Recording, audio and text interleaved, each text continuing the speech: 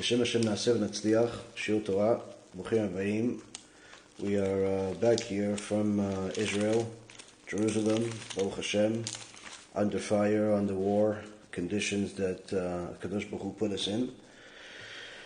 Due to our actions, due to the times of our actions, and BeEzrat HaShem, as we promised you guys last night, that because of the major need that there is today for direction, for chizuk, understanding the times and really understanding what to do with it, we're gonna BeEzrat HaShem try to do our best to do a shiur every day.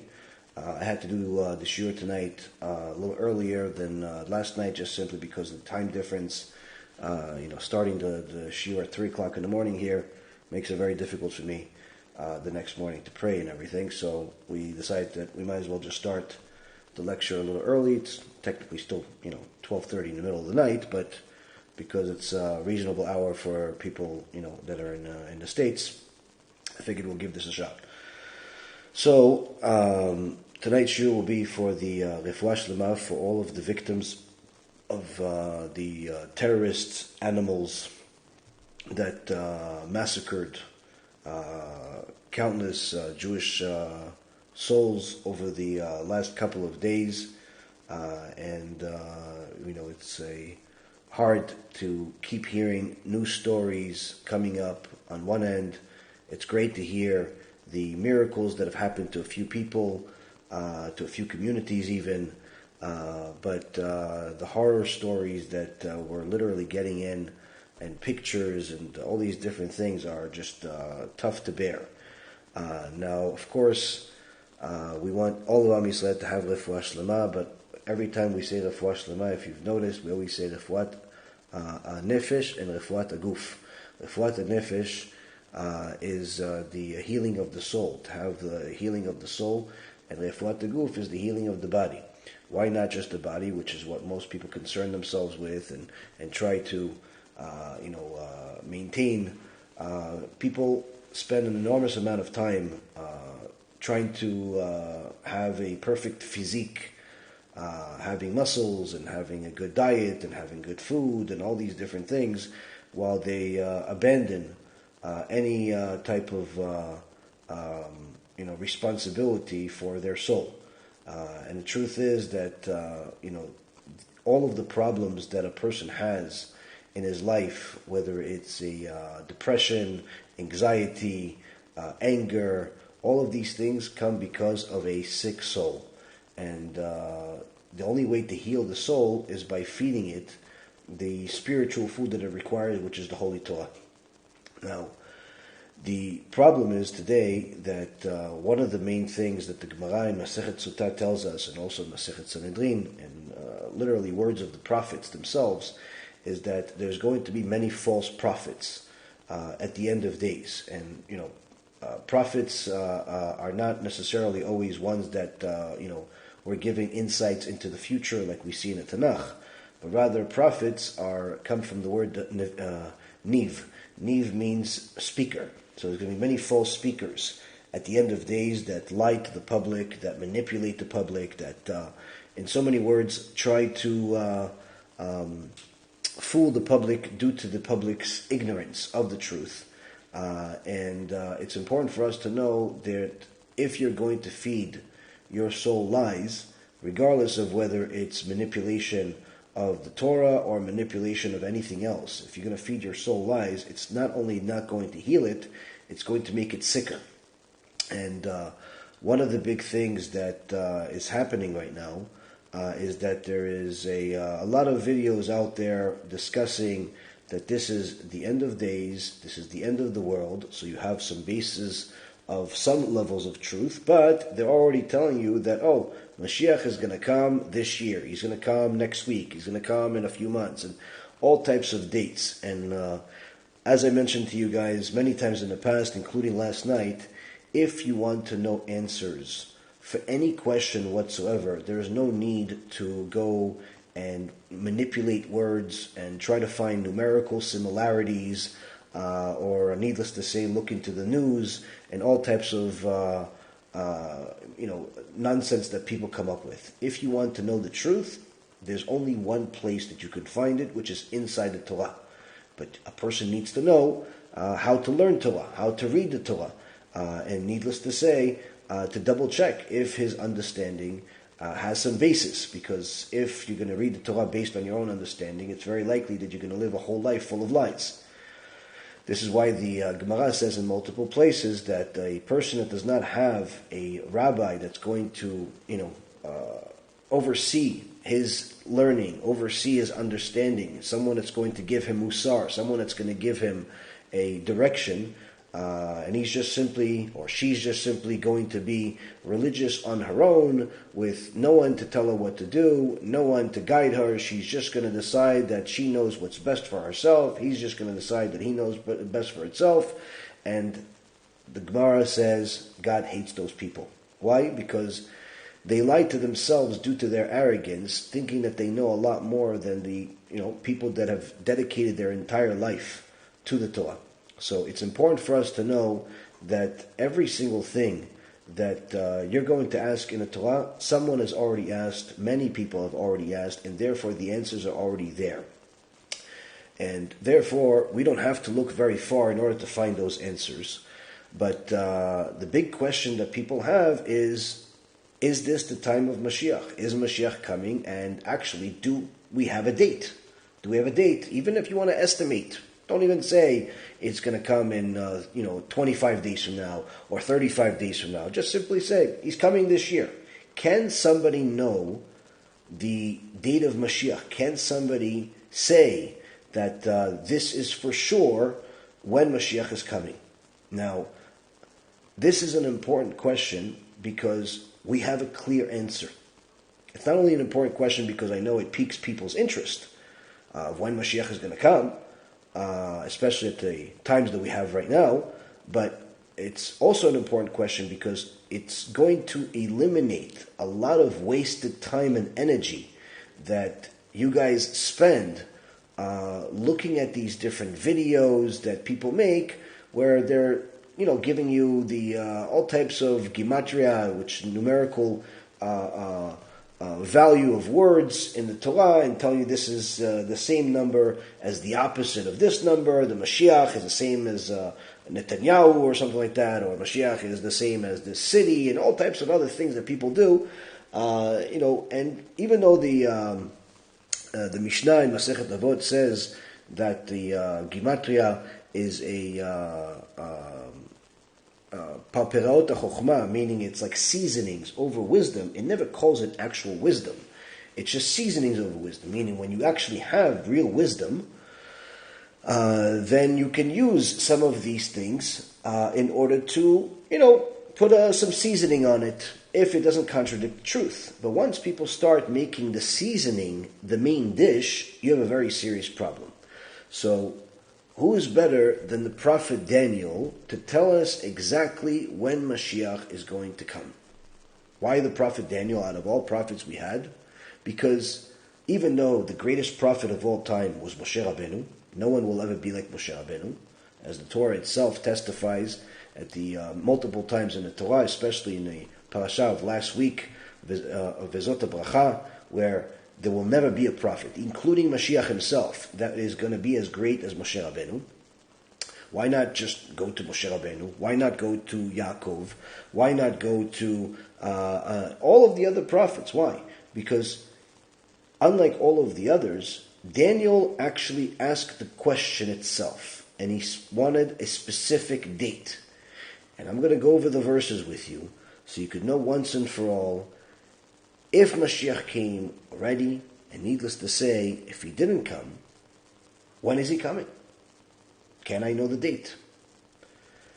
So Daniel the prophet was some say that he wasn't quite a prophet, but he had Ruach HaKodesh, but yet this is a little bit problematic simply because there's many things that are mentioned in the book of Daniel that show that this is obviously things that are beyond the normal course of conversation, let's just say, that's not prophecy.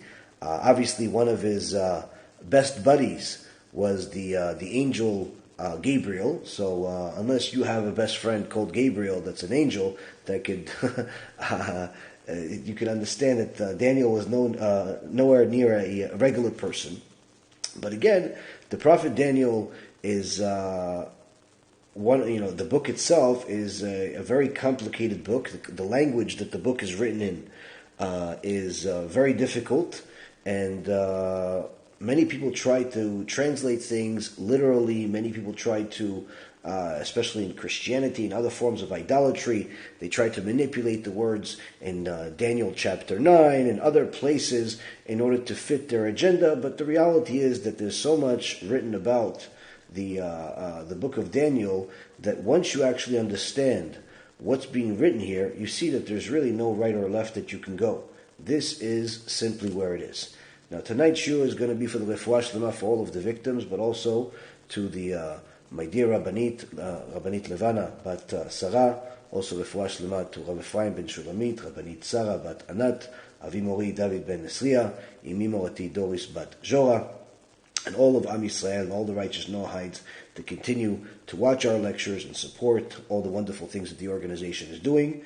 As a side note, for all of you that have showed interest in helping us feed poor people here in Israel, as well as help the soldiers that are going to war against these terrorists, these animals that call themselves Palestinians, Hamas, Hezbollah, and all types of other animalistic names, some of them that you're actually seeing in the comments right now. Anyone that wants to help us fight this war, but not with weapons, but rather also with food, with spirituality, with being able to help people that are in need. If you want to help us, go to the website BHChesed.org, BHChesed.org. Go there and you can donate as many millions of dollars as you want, or as many few dollars you want, whatever you can afford, whatever you desire. Either way, if you want to help, you want to contribute, you're more than welcome to. There's an enormous amount of need, and of course, any of you that know us know that we are an organization that not only does what it says it's going to do, but we also show what we do. Now, one of the beautiful things that HaKadosh Baruch Hu gave us in this generation is a platform to publicize the Word of God in endless places. And Baruch Hashem, the numbers are showing that there's a all-time high of thirst for our holy Torah, for teachings. I mean, you're seeing the numbers right now. We have literally thousands of people watching right now the lecture live in different platforms. Our app, that's on iOS and also on the Google platform, or on Facebook, or on the TikTok. Literally thousands of people are watching right now because they're looking for the truth. But of course, inside the good, there's always going to be some nasty people, some people that are looking to ruin everybody else's attention and time, and it's important for you to ignore all of these people. Don't comment about them. Don't respond to them. Just make sure that you focus on learning, because the learning is what's going to help you in your life. As far as all of the people that are saying nasty things, by all means, they're simply burying themselves. As the Torah says, damam b'yadam. Damam b'yadam means their blood is in their hands. All of the sins that they're doing, whether it's by publicizing idolatry from Christianity or the terrorism of Palestine, all of the other nasty, disgusting things that they're doing, by all means, let them do it, because this is simply confirming that they are not only the enemy, but they're also will not have any excuses when HaKadosh Baruch Hu eventually puts his wrath on them and destroys them. Now, with that being said, it's a time where many people are scared, many people are confused. The horrible stories are coming in on a regular basis. I don't even want to repeat the stories anymore. It's just simply it's just horrible. I don't recommend that people continue watching the videos, especially those of you that know that you can't handle it. You'd have these pictures in your mind of whether it's the hostages or people that are already victims or whatever it is. it's simply better for you guys not to watch those videos just because most people can't handle it, even though they don't realize they can't handle it. And they see something and then it stays in their mind, and then it's something that can cause a person literally spiritual sickness. So I don't recommend for people to continue watching these videos of all the gruesome details, but it is important for you to understand what's happening. And if that means you see some basic understanding of what happened here, by all means, do that and then, finish.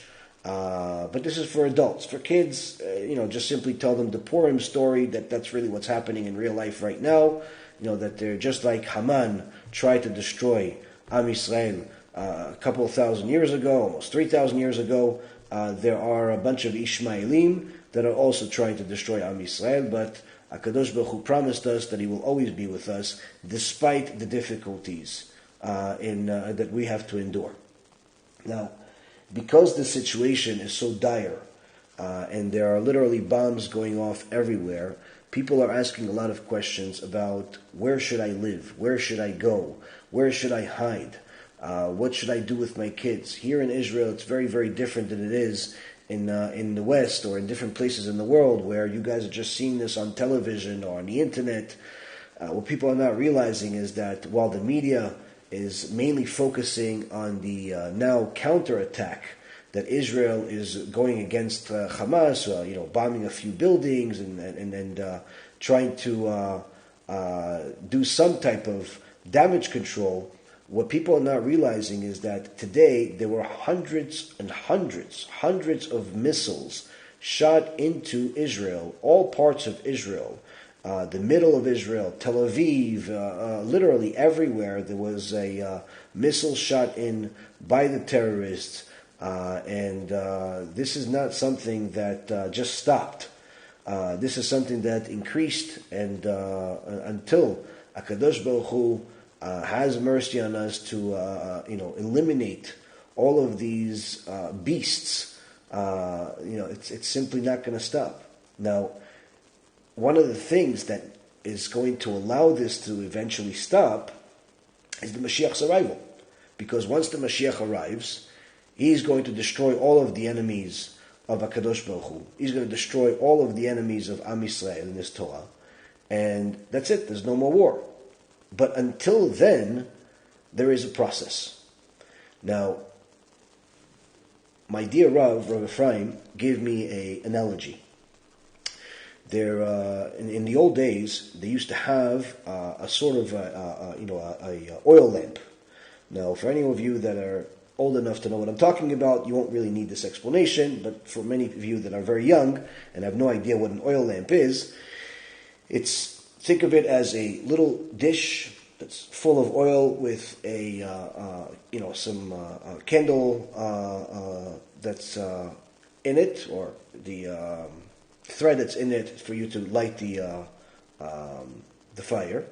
But then there is a glass, and the glass is like it's curved, and then it's curved bigger on the bottom, and then it gets smaller towards the top. Now, there was once a fly that made a wrong turn and flew right into the lamp. And he's on the bottom of the lamp, but now he wants to get out. Now this fly that wants to get out, on the bottom of the lamp, he's okay. He's flying over there. But as he tries to fly out, he sees that the temperature rises drastically as he goes to the top of the lamp. So as soon as he gets to the top of the lamp to exit, he sees how hot it is and he goes back down. But he realizes he doesn't want to stay down there, and he wants to go back up. But he goes back up, and then it gets really, really hot, and he just doesn't want to, if he passes that heat, he'll eventually go free. If he doesn't pass that heat, he's going to go down and eventually drown in the oil. So he keeps going back and forth, and eventually decides that he's going to stay lower and lower, and then eventually dies. Now, this is how the time of Mashiach is, where the Chavle Mashiach, the time before Mashiach arrives, there's going to be a initial calm, where everything seems like everything is orderly, but then you start seeing some commotion, you realize you have to get out of the situation. But as you get closer to the end, things get really, really bad. Things get really, really hot. Now, if you pass that situation, you're free. Everything is good. Freedom is there. All the things that everybody has ever, has been talking about for several thousand years are exactly beyond that hot point. Question is, are you willing to go through that heat? Now, Kadosh Baruch Hu has been giving us multiple opportunities over the centuries to overcome that major heat and arrive and get to that freedom, but it's simply never worked out for different reasons that HaKadosh Baruch Hu has. But yet, this did not stop many false messiahs, that come to the world and pretend like they are the savior until HaKadosh Baruch Hu exposes them, whether it's the false messiah of Christianity that they turn into a man god, or it's the false prophet of Islam that was illiterate, did not know how to read or write, but yet told them that he has a book together, or it's all of the other false prophets that came even within Judaism, whether it's Shabtai Tzvi, his Talmid Frank, or many others. There's a book actually that the Rabbi Efraim has. It's maybe like 700-800 pages, talking about all of the false messiahs that that existed over the last couple of thousand years, and documentation about all of them, who they are, what they said, and all these different things. So false messiahs are always there, but the false messiahs don't just come into the world without anybody supporting them. Usually they have somebody that's going to push them. Usually they have many people that are pushing them and saying he's the Messiah. And of course this is happening even these days, whether it's people saying that the Lubavitcher Rebbe is the Messiah, or people saying that other rabbis that are still alive are Messiah, and all types of things. So you have people talking about, different personalities being the Messiah, or as we say in Hebrew, Mashiach. You also have different videos and types of media that manipulate words of the Torah or of their own warped logic in order to tell you that they had some sort of prophecy, or they see something in the words that tells you that this is the specific time the Mashiach is going to come. There's even a guy that I knew and still know that he's a very nice guy. I met him once. I did an event at his place in California years ago for giving a lecture. And he one day decided that he knew the exact date of Mashiach, and he started publicizing all of this stuff on the internet, giving an exact date, something like 25 days from that day. And I kept telling him, as soon as I saw it, I said, what are you doing? Don't you know that the greatest poskim, the greatest sages that we ever had, have literally said that anyone that gives an exact date of Mashiach is cursed? Like, you actually get punished for stuff like that. In fact, everyone knows the story of the Ezekiel's dry bones, where you had the prophet Ezekiel during the same day that Nebuchadnezzar wanted everybody to bow to the idols, and of course, the Jewish people did not bow to the idols. We have it's also in the book of Daniel, in fact, where although Daniel himself was not part of this particular issue, he actually ran away on a mission for Nebuchadnezzar, and pretending that he can't be there. Nebuchadnezzar, who actually made Daniel an idol for himself because he told him so much details, he actually knew that Daniel was not going to bow to the idol, and therefore he pretended like he didn't want Daniel to be there because he was on an important mission. Now, the problem is that Daniel had had some friends. And Hananiah, Mishael, and Azariah, at the end of chapter 1, were his friends. And they, Hananiah, Mishael, and Azariah, were very, very righteous Jews that asked the prophet Ezekiel if they jump into the fire instead of bow to the idol of Nebuchadnezzar, is God going to save them? And Ezekiel said, in the name of God, no, he's not going to save you. If you want to jump, jump, because you're not allowed to worship idols. They decided to jump. Of course, God saved them. But during that same day, God sent Ezekiel to a place, middle of the desert, full of bones, and he tells Ezekiel, prophecy, and bring them back to life. And of course, the process was that Ezekiel does what Hashem says, and Hashem brings them back to life. And the Chachamim say that those bones, hundreds of them, hundreds of people, came back to life, went back to town on that same day. That the whole scene happened with Hananiah, Mishael, and Azariah.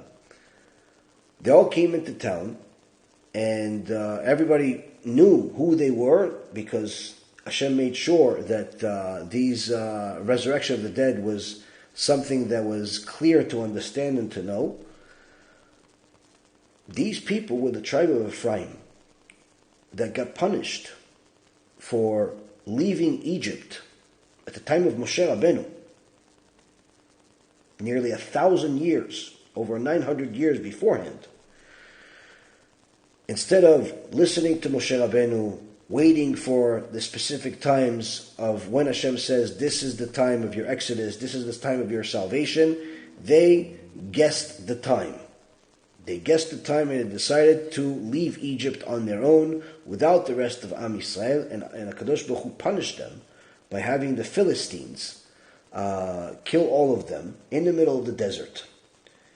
Now, up to this, many people know, but what a lot of people don't know is that where were they for those 900 years that they got resurrected? Many people assumed they were in heaven. But Rabbi Fetaya, one of the great Kabbalists in the last 100 years, who I had the merit to meet and pray with his sister's son in our kollel over here for the last couple of years, and he told us some stories about Rabbi Fetaya. But anyway, Rabbi Fetaya writes in Minchat Yehuda that because the tribe of Efraim did not follow the word of Hashem and simply decided to pick a time of when the salvation is on their own, Hashem punished all of them by putting all of them in kafakela for over 900 years. So we see from here that guessing the times of when the salvation is not something that is a wise thing to do. Let's just say that. And anyone who doesn't know what kafakela is, you could simply go to my YouTube page or my website, type Kaf Akela, K-A-F, and then another word, H-A-K-E-L-A. I have a 4-hour lecture about what Kaf Akela is, full of knowledge, hundreds of sources that's going to tell you exactly what it is. It's not Gehenom and it's not Chibut HaKever. It's something else. As the Gemara in Masechet Shabbat, the last chapter says, it's a couple of angels that take the soul of a person and fling it from one end of the world to the other end of the world, punishing it in the process for whatever deed they did. And it's very, very gruesome. Let's just say that. Now, for them to go to Kafakila for 900 years for guessing the time seems like a overkill. But once we see what the prophet Daniel said, we'll understand why this is not a really overkill. Why this is actually indeed the necessary truth. Now, in chapter 10 and 11 of the book of Daniel, Daniel gives us the insight of what's going to happen at the end of days and how there's going to be the major crisis in the world. And then at the end of chapter 11, Daniel tells us that at that time, beginning of chapter 12, he says, at that time, Michael, meaning the angel Michael, that's the defendant of Am Yisrael, at that time Michael will stand, the great heavenly prince who stands in support of the members of your people. And there will be a time of trouble such as there had never been since there was a nation until that time. Meaning that the end of days, before Mashiach arrives, is going to be the worst possible times that Am Yisrael has ever had. Now, what does that mean, has ever had, since it became a nation? That literally means worse than anything else we can possibly imagine. Worse than the Holocaust, worse than Egypt, worse than the Spanish Inquisition, worse than anything else. This is really what's happening here. This is what he's telling us, that heat, that fire, that nightmare that will happen before the salvation is going to be horrible. Why is it going to be horrible? But at that time, your people will escape. Everything that is found written in this book will occur. Many of those who sleep in the dusty earth will awaken, these for everlasting life, and these for shame, for everlasting abhorrence. So here, the prophet is telling us that there's going to be a time of trouble unlike any other, to the point where the prophet Michael, is going to plead with God to have mercy on us because of the kingdom at the time. Who's the kingdom at the time? It's called the fourth kingdom. The fourth kingdom is Ishmael. As Ishmael is the fourth kingdom that, as we mentioned last night, the prophet Ezekiel and Zechariah both talk about the war of Gog and Magog. And the Malbim clarifies that the war of Gog and Magog is going to be the most horrible war that ever existed, but it's not going to seem like it's the end of the world right off the bat. It's going to seem like everything is not necessarily great, but it seems like the world is not looking to, destroy Israel. Where initially there's going to be a fight between Israel, Yaakov, and Ishmael, and Esav, which is Edom, is going to come help Yaakov. Edom is going to come help Yaakov fight Ishmael. This will begin the fight between Edom and Ishmael, which gets worse and worse as other nations get involved, and ultimately turn into a world war unlike anything else, but eventually ends up having everyone turn on Israel and go and fight against Israel. Ishmael is going to have a position where it's as if it's going to be winning for a time. It's going to look like Ishmael is winning. It's going to be a miserable time for the people of Israel that are in this time. It's going to be a very, very difficult time, to the point where the angel, Michael, is going to plead for mercy. Plead for mercy because Ishmael is worse than any other enemy that the Jewish people have ever had. Worse than the Romans, worse than the Babylonians, worse than the Edomites, worse than everybody else. The Gemara says that out of all the nations, the one that has the most vicious traits is Ishmael.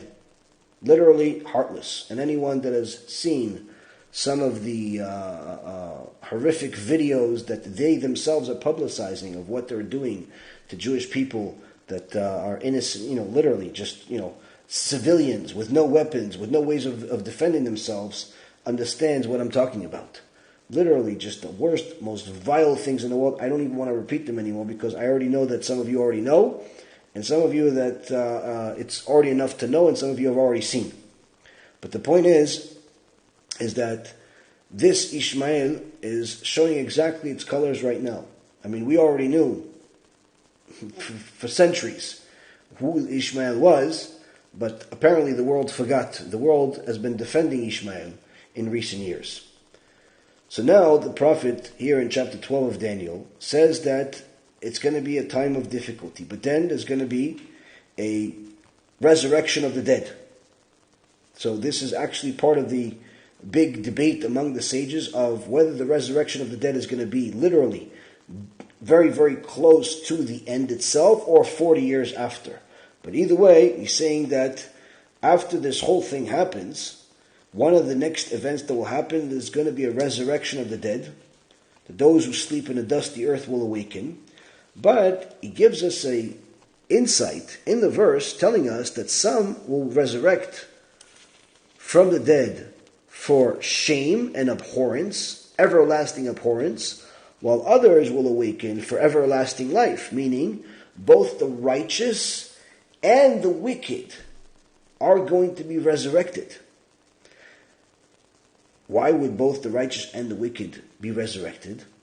The Malbim says that this resurrection will happen after the terrible situation ends, and both the wicked and the righteous will rise in order to pay everyone their ultimate reward or punishment, where part of the reward for the righteous is going to be to see the salvation, to enjoy an eternal life of good, first part being in this world, next part being in the upper world, and the wicked will actually see all of this. They'll be resurrected in order to see the reward of the righteous, but also in order for both their body and their soul to be punished for eternity. Because even though there's a place called Gehenna, Kafakela, all these places where Hashem punishes people, the Torah tells us that yes, the soul is the real you, but even though the soul is the real you, the body that was, holding the soul, was the clothing for the soul, still sinned. And therefore both have to be punished. So the wicked will actually resurrect, they will see the reward of the righteous, and then they will suffer. A suffering unlike anything else that you can possibly imagine, where their body and soul will receive the maximum punishment forever, while the righteous will have an everlasting life of good. Furthermore, the prophet says, the wise people will shine like the radiance of the firmament, and those who teach righteousness to the multitudes will shine like the stars forever and ever. Here, HaKadosh Baruch Hu gave Daniel a insight that is critical for anyone that's living today, anyone that understands the importance of doing Kiruv today, because he's telling us that yes, of course, the righteous people, they'll have everlasting life, but there is a separate segment of righteousness. There's righteous people, and then there's people that are above and beyond everybody else. Who are these people? The people who teach righteousness, meaning the people who do Kiruv. Whether they teach righteousness through giving speeches like this, or they teach righteousness by handing out USBs and books that teach the truth of the Torah, or they arrange lectures, or they donate a substantial amount of what they have on a regular basis to supporting these types of teachings, those people will be on a class of their own. The prophet Daniel says here in chapter 12 that those who teach righteousness to the multitudes will shine like stars forever and ever. Meaning, what's the stars? Why are you symbolic to stars? Meaning they'll be above everybody else. They'll be above Torah scholars. They'll be above right tzaddikim. They'll be above everybody else. Why? Because they literally became the stars. The stars that HaKadosh Baruch Hu says, they're the ones that brought my children back. They're the ones that got all my children to come back to me, whoever actually became the righteous. Now,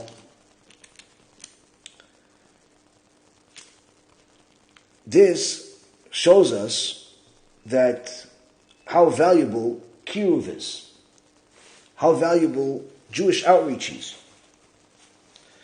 But furthermore, the Malbim says that while the Kiruv Rabbi will rise and see endless reward, and will also see who is important and with the highest reward, and who Hashem considers the most important. This is not the only thing that this is teaching us, says the Malbim.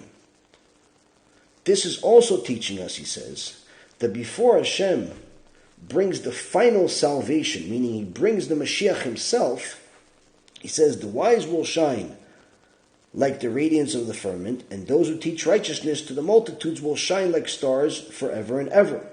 And the Malbim says this is actually a period of time before the end happens, during the craziness, during the war, during the chaos, during different parts of it. It's not going to be a 1, 2, 3 thing.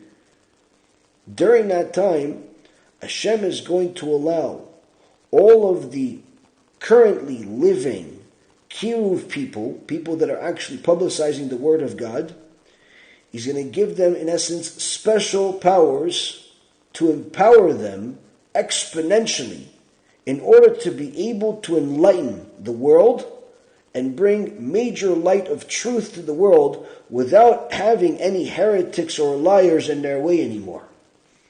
Here, Rabotai, the Malbim tells us something that's literally a gift of all gifts from heaven for anybody that's involved in this. Because here the Malbim is telling us that Hashem is, before that end actually officially happens, there's going to be a period of time. There's going to be a period of time where you're going to have trouble, difficulty, war, animosity, chaos, all types of things. But then there's the end. The end that's the horrible, horrible end. In between then, Hashem gives the last chance. But the truth is that it takes time to reach many people. Even though, Baruch Hashem, we have a platform and we reach a lot of people, and we have thousands and tens of thousands of subscribers and so on, the reality is this took a long time to build. And even if you build one, it still takes a long time for each person to finally do tshuva. But what happens is, the Malbim says, is that before the end, Hashem is going to change the rules of the game. He's going to separate the truthful speakers from the heretics, from the liars, from the ones that pacify the public with their lies, the false prophets. And He's going to remove the obstacles from the truthful speaker's way and allow them to preach the truth in the highest possible way, where you're literally going to be able to do what you did in 10 years in one day. Reach the amount of people, have the amount of effect that you had in 10 years, but literally in one day, or even in 1 hour. We're seeing this as we speak right now, where just, again, look at how things have changed. Of course, the world is in chaos right now, and there's a war, and people died, but at the same token, there is an enormous amount of thirst for the truth of the Torah right now. Many people are willing to take on mitzvot. Many people are looking to do tshuva. Many people are looking to simply find out, what do I do right now? Can God help me? I haven't asked about Him my whole life. The person's living 20, 30, 40, 50 years without really caring about God. But right now, all of a sudden, she has this interest to know, what does God have to say about all of this? And there's an enormous amount of thirst, and we're seeing this not just from the numbers and the thousands and thousands of people that are watching our lectures now, but we're seeing this in the messages that people are coming in. Literally, people that have watched me from time to time, have finally taken the step to go full force. Other people that have never heard of us are suddenly, spreading our name everywhere to all of their friends because they realize this is the truth. I've been listening to lies my whole life. Finally, I found the truth and I need to share it with others. Even though it may sound harsh, even though it may sound difficult, the reality is this is the truth that everybody needs, and people are literally are coming in much larger numbers. But this is only a fraction of what it's going to be. But we're seeing a little bit of a hint of it already now. And this is what the Malbim says is one of the prizes, the rewards that Hashem is going to give those that were already honest, those that were already teaching the truth. Because if somebody was teaching heresy, and now he says, okay, you know what? If the truth is the way, then I'll teach the truth. Hashem says, no. I'm not going to give you the benefit of helping so many millions of people do tshuva, so many people transforming their lives after you've lied to everybody for the last 20, 30 years. No, instead of getting a reward, you'll be punished. But the person that has been struggling through all of the difficulties of people saying you're crazy and you're fanatic and there's a friendlier version of Judaism and it's not this and it's not that, those people that have stuck with the truth the whole time, Hashem says, now that you've done what you've done and you've already gathered an enormous reward for what you did, now I'm going to make your reward exponentially. So much so that you'll be like a star above everybody else, even the righteous people, because of what you did. Now, this is not just for the speaker. This is for the supporters. This is for the donors. This is for the people that are actually sharing, the students. This is for the spouse. Literally, anyone that's involved in it on a serious level will be rewarded in such a fashion. So on one end, we're seeing there's a disaster. On the other end, we're seeing that there's also a shining light for those people that are prepared for it. But we still haven't gotten to our question of the time of Mashiach. Then says the prophet Daniel, as for you, Daniel, this is Michael talking to him, obscure the matters and seal the book until the time of the end. Let many muse and let knowledge increase. Here, Daniel is being told outright, I'm going to tell you exactly what I'm going to tell you. Do not add a single thing to it, no commentary on it, of what you think and what it should. This is something that needs to remain, in so many words, up in the air. Until Hashem decides to make it clear, at the end itself. What is this that he's talking about? He says, then I, Daniel, looked and behold, two others are standing, one on this side of the riverbank and one on that side of the riverbank. He's talking about he saw two angels. One said to the man clothed in linen, and he's talking about his friend, the Angel Gabriel. He's the one that's called clothed in linen.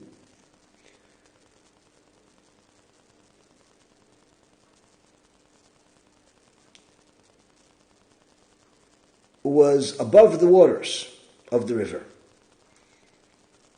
How long until the concealed end? I heard the man clothed in linen, who was above the waters of the river, as he lifted his right hand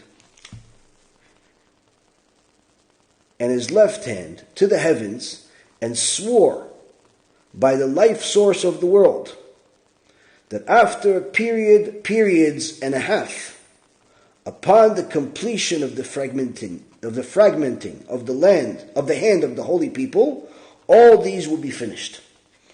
So here, Daniel asked, when is this end? When is the final end to all of this difficulty? When is the end to all of this tragedy, these pogroms, these inquisitions, these Muslim terrorists, these idol worshippers, when is this all going to end? When? And he gets an answer.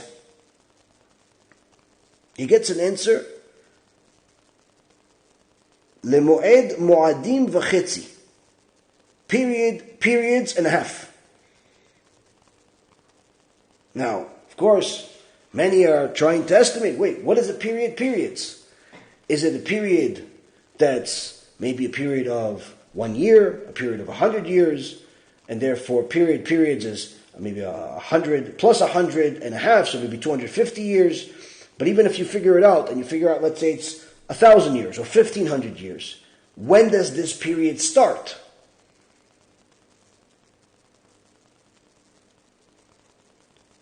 And the Ralbag says that after this time, the holy nation will destroy all of its enemies, but until then, they will be under the control of the fourth kingdom, which is Ishmael. Meaning that this time that Daniel is looking for, this end, before that end happens, they'll be under the control of Ishmael. Where the Ralbag already says, centuries ago, they'll be under control of Ishmael in the Negev and the Tzafon. In the Negev and the Tzafon, exactly where things are happening right now. After Israel defeats them, that will be the end. That will be the end. But Daniel says that he didn't understand. As it continues, it says, I heard this, but I did not comprehend it, says Daniel. So I said, my Lord, what is the end of these matters? Meaning, can you just give me a year? Can you give me a date? Can you give me, I don't know, like a reminder on my iPhone or something? When is this? To get this periods, even if you figure out the mathematics of the periods, when does it start? Because as we already know, after the destruction of the first Bet HaMikdash, the prophet told us that it's going to be a period of 70 years until the second Bet HaMikdash will be built. And countless people figured it out incorrectly. Why? Because it wasn't about the period of time of 7 years. It was about when does the 7 years begin. This is the whole story of Purim. The Megillat Esther starts with a party of Achashverosh. Many people don't realize that Achashverosh was having a party for 6 months celebrating that the Bet HaMikdash was not built after 70 years that he calculated. He calculated that after 70 years have passed, the Bet HaMikdash was not built. Therefore, he predicted that he'll be king forever. But obviously, he was wrong because although 70 was the right number, he didn't start at the right time, and therefore, the second Bet HaMikdash was built at the end. The point being is that it's not just a figuring out the number of what periods means. It's this. When does it start?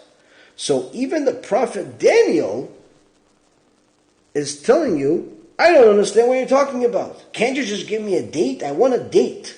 When is Moshiach going to come? When is the end? Now, by the way, as a side note, the Gemara in Masechet Sanhedrin says that if Mashiach would have come at the time of Daniel, then Daniel himself would have been chosen to be Mashiach. If the Mashiach would have come at the time of Chizkiyahu would have been the Mashiach. They were so righteous. If the Mashiach would have come at the time of Rabbi Yehuda Nasi, the one that put together the Mishnah, Rabbi Yehuda Nasi would have been the Mashiach. They were all descendants of King David. And this also answers the question for all of those that say, wait, what if the Mashiach is allowed to die and then resurrect? Maybe he could be still Mashiach. Then the Gemara itself answers. If Hashem would do such a thing, like resurrect the dead and make one of those people the Mashiach, then certainly it would be the most righteous people that lived that are actually mentioned in the Tanakh, not someone that lived 30 years ago. Even though Kvodam b'Kumam, they're honored in their place. They lived 30 years ago, but they're nowhere near as great as the prophet Daniel or Chizkiyahu or Rabbi Yehuda Nasi. If Hashem is already going to go to the extent of actually making someone resurrect and then become Mashiach, then certainly it's not going to be somebody that's not mentioned in the Tanakh itself. But needless to say, the prophet Daniel himself is saying, okay, fine, whoever is going to Mashiach is going to be. When is it going to be? When? Can you give me? He's talking to an angel now. He's not talking to, another Torah scholar. He's not talking to a computer. He's talking to an angel. He's talking to Malach Gabriel. And here, he's saying, I don't comprehend this. And he said, go, Daniel, for the matters are obscured and sealed until the time of the end. Daniel says that he didn't understand, and he asked for a specific day of when that end is. Malach Gabriel responds to him that it will remain unknown until the end of times.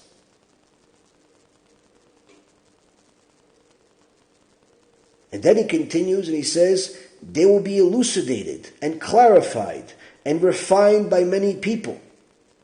The wicked will act wickedly, and none of the wicked will understand, but the wise will understand. From the time the daily offering was removed and the mute abominations put in place, 1,290 years. Praiseworthy is he who awaits and reaches 1,335 years. As for you, go to your end. You will rest, then arise for your portion at the end of days. Here, Malach Gabriel gives us shocking information. First, he says, don't bother trying to figure out what Moed Moadim V'Chetzi is, periods and a half is. I'm giving you the number. And guess what? Even with that number, it's not going to help you. Even with that number, it's not going to help you. Why? Because HaKadosh Baruch Hu himself wants this to remain sealed. Wants this to remain concealed from everybody. And it will remain unknown until the end, where the Mitzvot David says, where when that end eventually happens, everyone will see all of the preceding signs that happened to get to this end, and they're going to see it clear, how it all happened, how it all becomes clear, just like that. For thousands of years, people are trying to figure out, maybe it's this is the sign, maybe that's the sign, maybe this, maybe that, maybe this, maybe this. Everyone is wrong.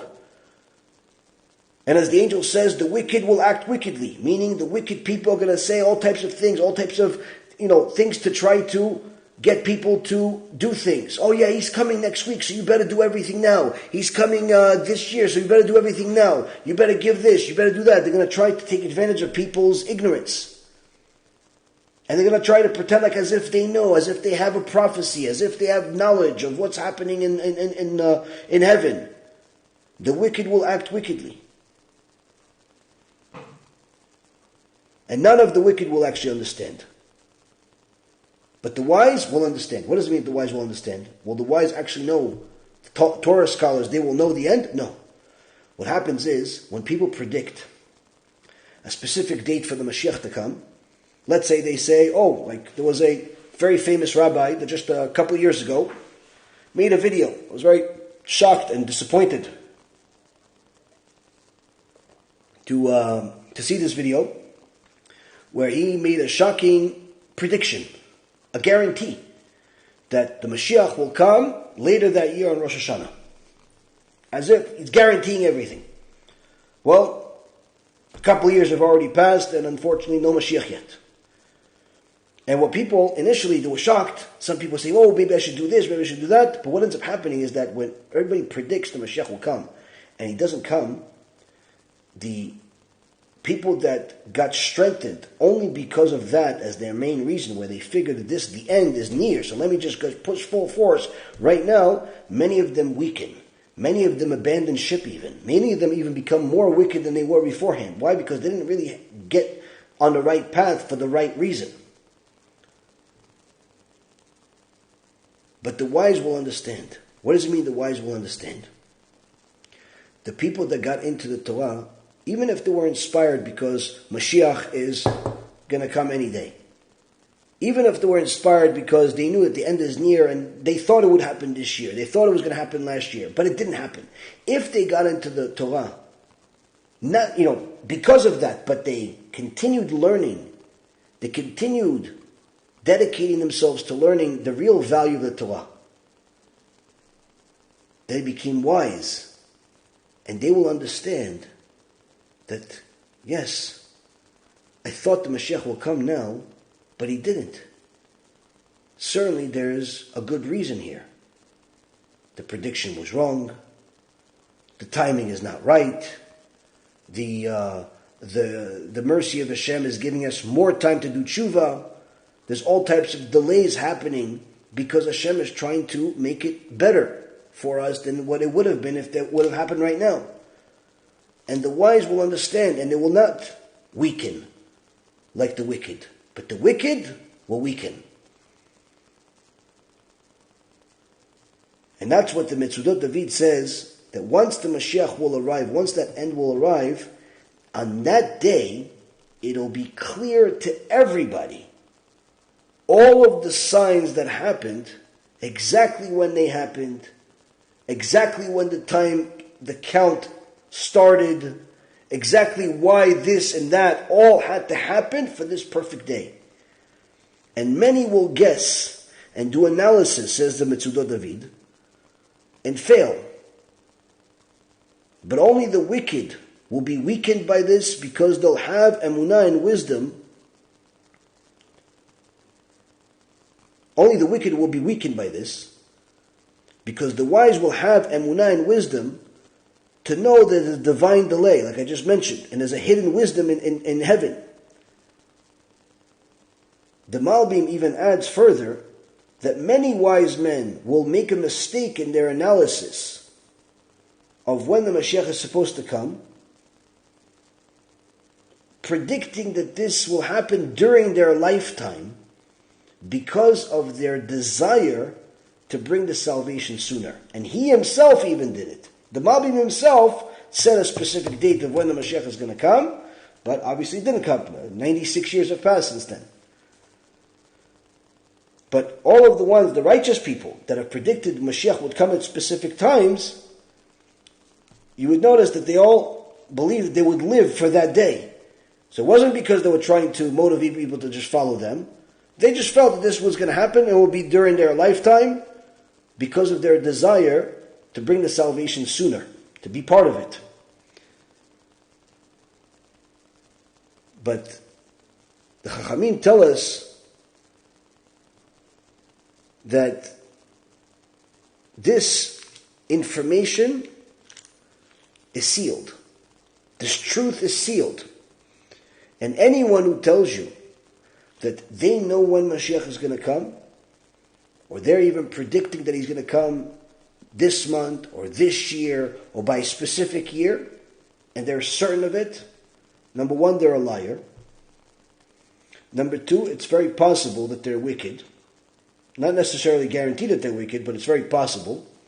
And number three, they don't realize the significance of what they're saying, that it's what they're saying will cause more harm than good. Why will I know for sure that it will cause more harm than good? Because even if they think they know, and they followed all of the footsteps to make sure that they made a responsible analysis, and they're not doing it for any ulterior motives, they're not trying to get people to, give them money, or no, they just say, listen, according to my knowledge and my analysis, it's going to happen in such and such date. What they don't realize is that HaKadosh Baruch Hu guaranteed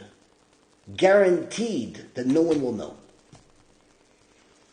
This is exactly what the book of Daniel is telling us in the last chapter, in the last paragraph of the book of Daniel. No one will know because this is what Hashem wants. The matters are obscured and sealed until the time of the end. So anyone that shows you a video, a book, a verse, or anything else with, all types of, theatrics of how they know it's going to happen this year, you can know for sure they have no clue what they're talking about. And even more so, it's an irresponsible statement. Because what happens is, the people that are inspired by this, but only by this, to do tshuva, to start changing their life, when this doesn't happen, according to their date, because that's what Hashem says, no one's going to know. Meaning, none of the guesses will be right. Meaning, it's to such an extent that even if people throw all the different dates in the air, Hashem assures no one will be right. Even the guesses, nothing will be right. Just like the 70 years between the first Bet HaMikdash and second Bet HaMikdash, there were endless amount of guesses, endless amount of analysis. Everyone still got it wrong. And that's only 70 years. Here we have over nearly 2,000 years since the destruction of the second Bet HaMikdash. If we couldn't get 70 years right at a time of prophets, needless to say, we're not going to get 2,000 years right at a time without prophets. And the people that are pushing specific dates and guaranteeing and assuring people that it's going to happen, Mashiach is coming this week, this month, this year, they're making irresponsible statements that will cause many more people to fall than people to rise. Now, this is also the reason why the Minchat Yehuda, Rabbi Yehuda Fetaya, said that the tribe of Efraim got punished with 900 years of kafakela. So, what is the conclusion of all of this? What do we get from all of this? The book of Amos, chapter 5, verse 18 to 20, says, "Woe to those who desire the day of Hashem. Why do you seek this day of Hashem? It is darkness, not light." Here, the prophet Amos is telling us those people that put all of their weight on this day don't realize what this day is. And the Malbim comments here saying this day of Hashem is a day of salvation for tzaddikim and not for reshaim, because this is a day of darkness for them. When a person usually puts all of their belief just on who the Moshiach is, like many people in Chabad do, like their whole belief system is based on the Rabbi being Mashiach. Even if you want to believe the Rabbi is being Mashiach, it's not Judaism. It doesn't matter who Mashiach is. We know that Mashiach is Ben David. When Hashem uncovers it, when Hashem discloses it, when Hashem unveils it, that's who he is. That's it. It doesn't become Judaism, because we already have Judaism, we already have the Torah. But to make your whole belief system, your whole servitude of God, all revolve around the identity of the Mashiach, or the date the Mashiach will arrive, or for the idol worshippers, the ones that say the Mashiach already arrived and he's died and he's coming back and he died again, he's coming back, and all this nonsense that Christianity says, the prophet Amos says, "Woe to those people who desire the day of Hashem. Why do you seek this day of Hashem? It is a darkness, not light." What does it mean, is a darkness, not light? For you people that are making everything about Mashiach, that specific day, you're forgetting that you're supposed to be serving Hashem by fixing your character traits, by following all of the mitzvot, by abandoning all of the evil, by doing what the Torah says. Don't make all of the Torah based on just one single thing. Even though it's a big thing, it's not everything. Making the whole Torah one thing, even if you say that one thing is Shabbat, that one thing is no idolatry, that one thing is modesty. To make the Torah smaller by saying the whole Torah is one thing is certainly against God. Even if that one thing is big, like Shabbat, that one thing is big, like anything else that you want to pick. By saying that the whole Torah is this one thing, you're minimizing the Torah. You're minimizing the Torah, and certainly it's not the will of Hashem. And that's unfortunately what a lot of people do when it comes to Mashiach, or when they say, everything is about loving each other. Yeah, you should love each other if you're both considered part of Amitecha, part of the same nation, where you're both observant of the Torah, you're both really for each other. But that's not the whole Torah. Torah has mitzvot. Torah has reasons for things. Don't make it as if the whole Torah is one thing. You're minimizing the Torah. And this is one of the things that people don't understand. Hence the reason why we keep learning more and more new things each time we have a lecture, because the point is to show you that literally the Torah is endless. Every lecture is different from the one before. Every lecture has new sources. Every lecture has new explanations. Every lecture has an endless amount of new information that wasn't disclosed before. And this is not even a drop in the ocean of the amount of Torah that one can learn. So, to just say, the whole Torah is this one day, the whole Torah is this one person, the whole Torah is this one mitzvah, you minimize the Torah, you miss the whole point. You miss the whole point. So, the main key to understand right now is what we talked about over the last couple of days. Are we at the end of days? Yes, we are at the end of days. But does that mean that the end of days ends tomorrow, next week, next month, next year? No one knows. Only HaKadosh Baruch Hu knows. What we do know for sure is that HaKadosh Baruch Hu is telling us the patience has run out. All of us have to pick up our game in servitude of Hashem. If you're not a modest woman, you better become modest ASAP. If you're not observing Shabbat as a Jew, you better start observing Shabbat this week and already accept it upon yourself right now. If you're not fulfilling mitzvot that you know you have to do, you better start doing them. Why? Because it's not just the time is running out. It's not just the patience is running out. It's that Hashem is weeding out all of those people that simply don't want to change, just like He did in Egypt. Before He allowed us to leave, He destroyed 80% that did not want to change. And this is what we're seeing right now.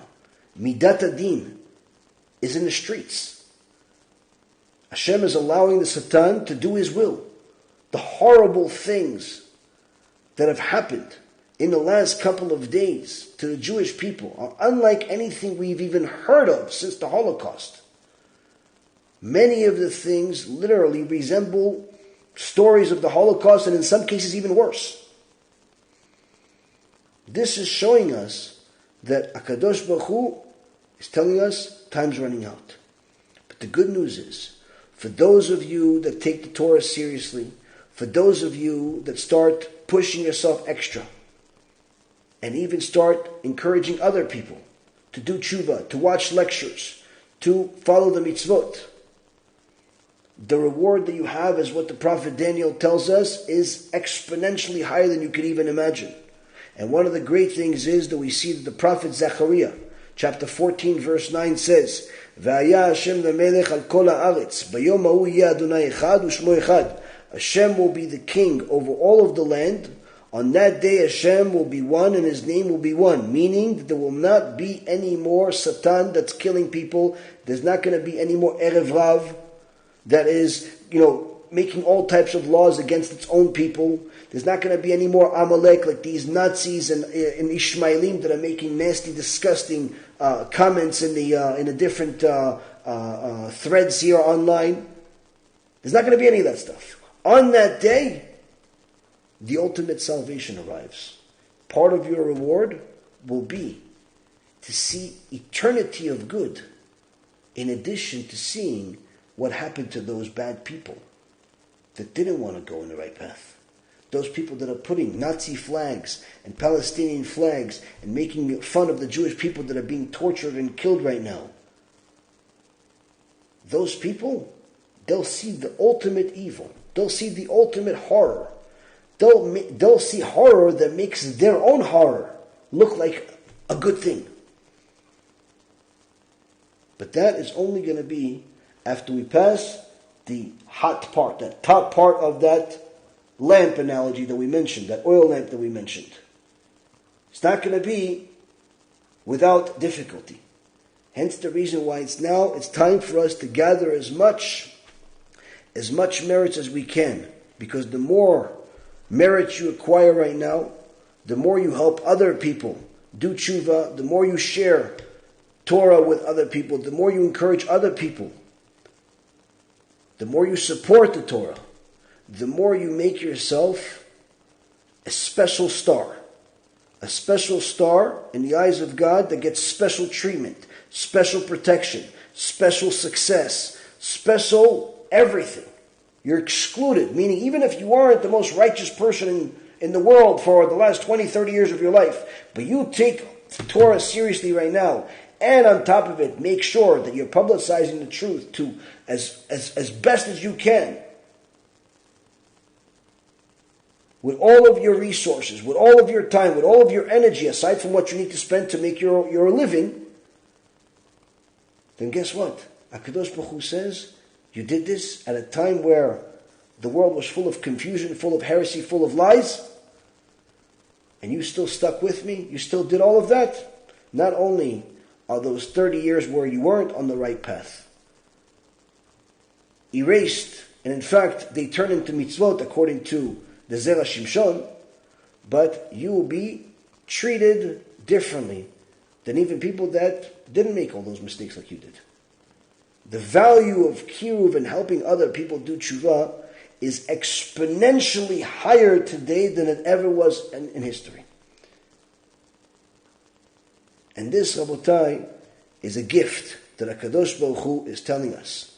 And the last thing I'm going to say to you, and then I'm going to take a couple of questions, is that certainly there's going to be some confusion and people that are going to try to discourage you from doing the right thing, from changing, from encouraging others to follow the truth. The prophet Isaiah in chapter 5, verse 20 and 21 is mentioned by the Gemara in Masechet Sotah, page 41, where he says, "Woe to those who speak of evil as if it's good, and good as if evil, who makes darkness into light and light into darkness. They make bitter into sweet and sweet into bitter. Woe to those who are wise in their own eyes and their own view, understanding." Here the Torah is telling us there's going to be people that are going to make the sins look like they're good. They're going to make massacres, terrorism, heresy, idolatry look as if it's a good thing. They're going to justify it with all types of convoluted arguments. Some of them are going to be your neighbors. Some of them are going to be fellow Jews. Some of them are going to be non-Jews. Some of them are going to be major scholars, famous people. Hashem says, all of those people that make the lightness seem like it's dark and dark lightness, evil as good and good as evil, all of those people, woe to them. Why? Because eventually, those people that are wise in their own eyes will get the wrath of God worse than everybody else. And that's why the Gemara in Masechet Sotah, page 41b says, "Kol adam sheyesh bo chanufa nofel begehenom shenemar oy haomrim lara tov. V'kol hamechanef lechavero sof nofel beyado." The Gemara says anyone who kisses up to people just because they're famous, just because they have money, just because they're in a position of influence, not because they're righteous, not because they tell the truth, but rather just because, they want to be close to what looks like the winner. That's a kiss-up. The one that is a chanfan will go to Gehenom with the person, with the sinner. Will go to Gehenom with them. As it says by the prophet Isaiah, Oya omrim lara tov. Woe to the one who speaks of evil as if it's good. And anyone who is a kiss-up, says the Gemara, will eventually fall in the hands of those people that he kissed up to. Meaning, all of those people that are slick speakers, slick-tongued speakers, as Rashi calls them, that pacify people, say wonderful things. God loves everyone, no matter if you're righteous or wicked, no matter if you keep Shabbat, you don't keep Shabbat, no matter if you're Jewish, not Jewish. Like one wicked person that pretends to be a Hasidic rabbi recently rebuked Jewish people that spit on idolatry and told the idol worshiper, well, listen, if I see you, I would hug you. Meaning, instead of defending his fellow Jews, he wants to hug the idol worshiper. He wants to hug the Pope. So people like that, they're kiss-ups. These are people that are liars. And the prophet Isaiah says that before the end of days, the world is going to be full of liars. And they're going to lie with a straight face. They're going to lie without even thinking that you're going to have the ability to figure out it's a lie. Their lies are going to be told with such confidence that it's going to seem like it's true. So how do you know what the truth is versus falsehood? You have to look into the Torah. You have to make sure that a Torah scholar, someone that actually knows what he's doing, someone that is dedicated his life, his energy, his everything to the Torah, this is what's going to give you the direction of where to go. And instead of wasting time pinpointing who the Mashiach is and when he's going to come and all that stuff, dedicate your time and energy on identifying the truth and running away from the liars. And once you know what the truth is, publicize it in literally as your number one priority in life. As your number one priority in life. Because now the time is literally unlike any other time in history. Because the Kadosh Baruch Hu is going to give all of those that stuck with the truth at this time, he's going to give them exponential ability to reach much more than they ever had before. But they have to pass the test. And BeEzrat HaShem, we all pass the test. With that being said, I'm going to start answering some of your questions that are relevant, and BeEzrat HaShem will go from there. Let's see. Some of my friends on line over here saying, let's see, hold on a second.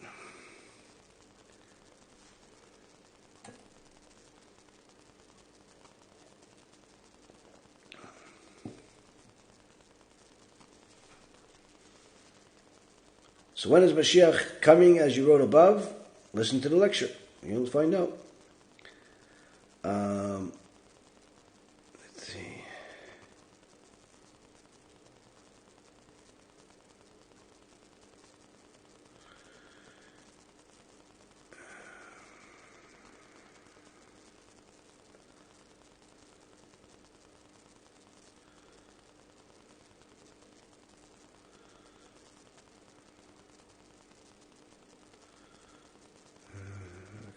Just debate among each other. Exactly what I told you guys not to waste your time doing about Israel. Okay. Don't waste your time trying to defend the right for Israel to exist. It's literally, if you understand the logic behind an argument like that, it's literally stupid. Who are you to tell me that I don't have the right to exist? I don't have the right to defend my homeland. Oh, but it was given to you in 1948, and then. Listen, first of all, God gave us because He owns everything. It's in the Torah. If you're a Muslim or you're a Christian, you believe in the Torah. Torah says that God gave us the land. That's number one. Number two, if you don't want to believe the Torah, or you just say some other demented reason that it's not relevant anymore, fine. The reality is, just like the rest of the world operates, whether it's America or it's England or any place else in the world, the ones that have control of the land are the more powerful ones. It's their land. That's it. You don't see different countries crying to England saying, "Oh, you took our land." You don't see anybody crying to America saying, "Oh, you took our land." Why? Because if they did, then they would be killed too, along with their forefathers that were in the way.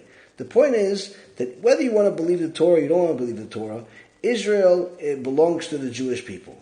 And it's not going to change anytime soon. Now, certainly, it's not without a fight. Sure, they're going to attack us. They're going to terrorize us. They're going to make us look like we're bad people and we're colonizing and all types of other nonsense. But at the end of the day, God decided to allow us to live here. God decided to give us this land, and no one else can take that away from us other than Him.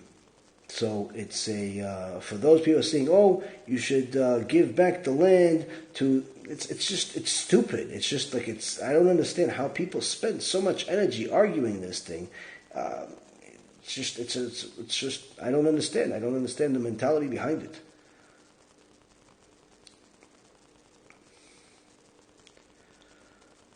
Is it recommendable to spread Noahide laws besides Kiruv, or just concentrate exclusively on Am Yisrael? I think that if you spread more Torah that concentrates on Am Yisrael, you'll end up getting also Noahide in the process, and so you don't need to concentrate on Noahide. And two, the reward for having a Jew do tshuva is much greater than having a non-Jew become a Noahide. So certainly, you have to look at what's more rewarding, and you have to do what's best for you. Let's see.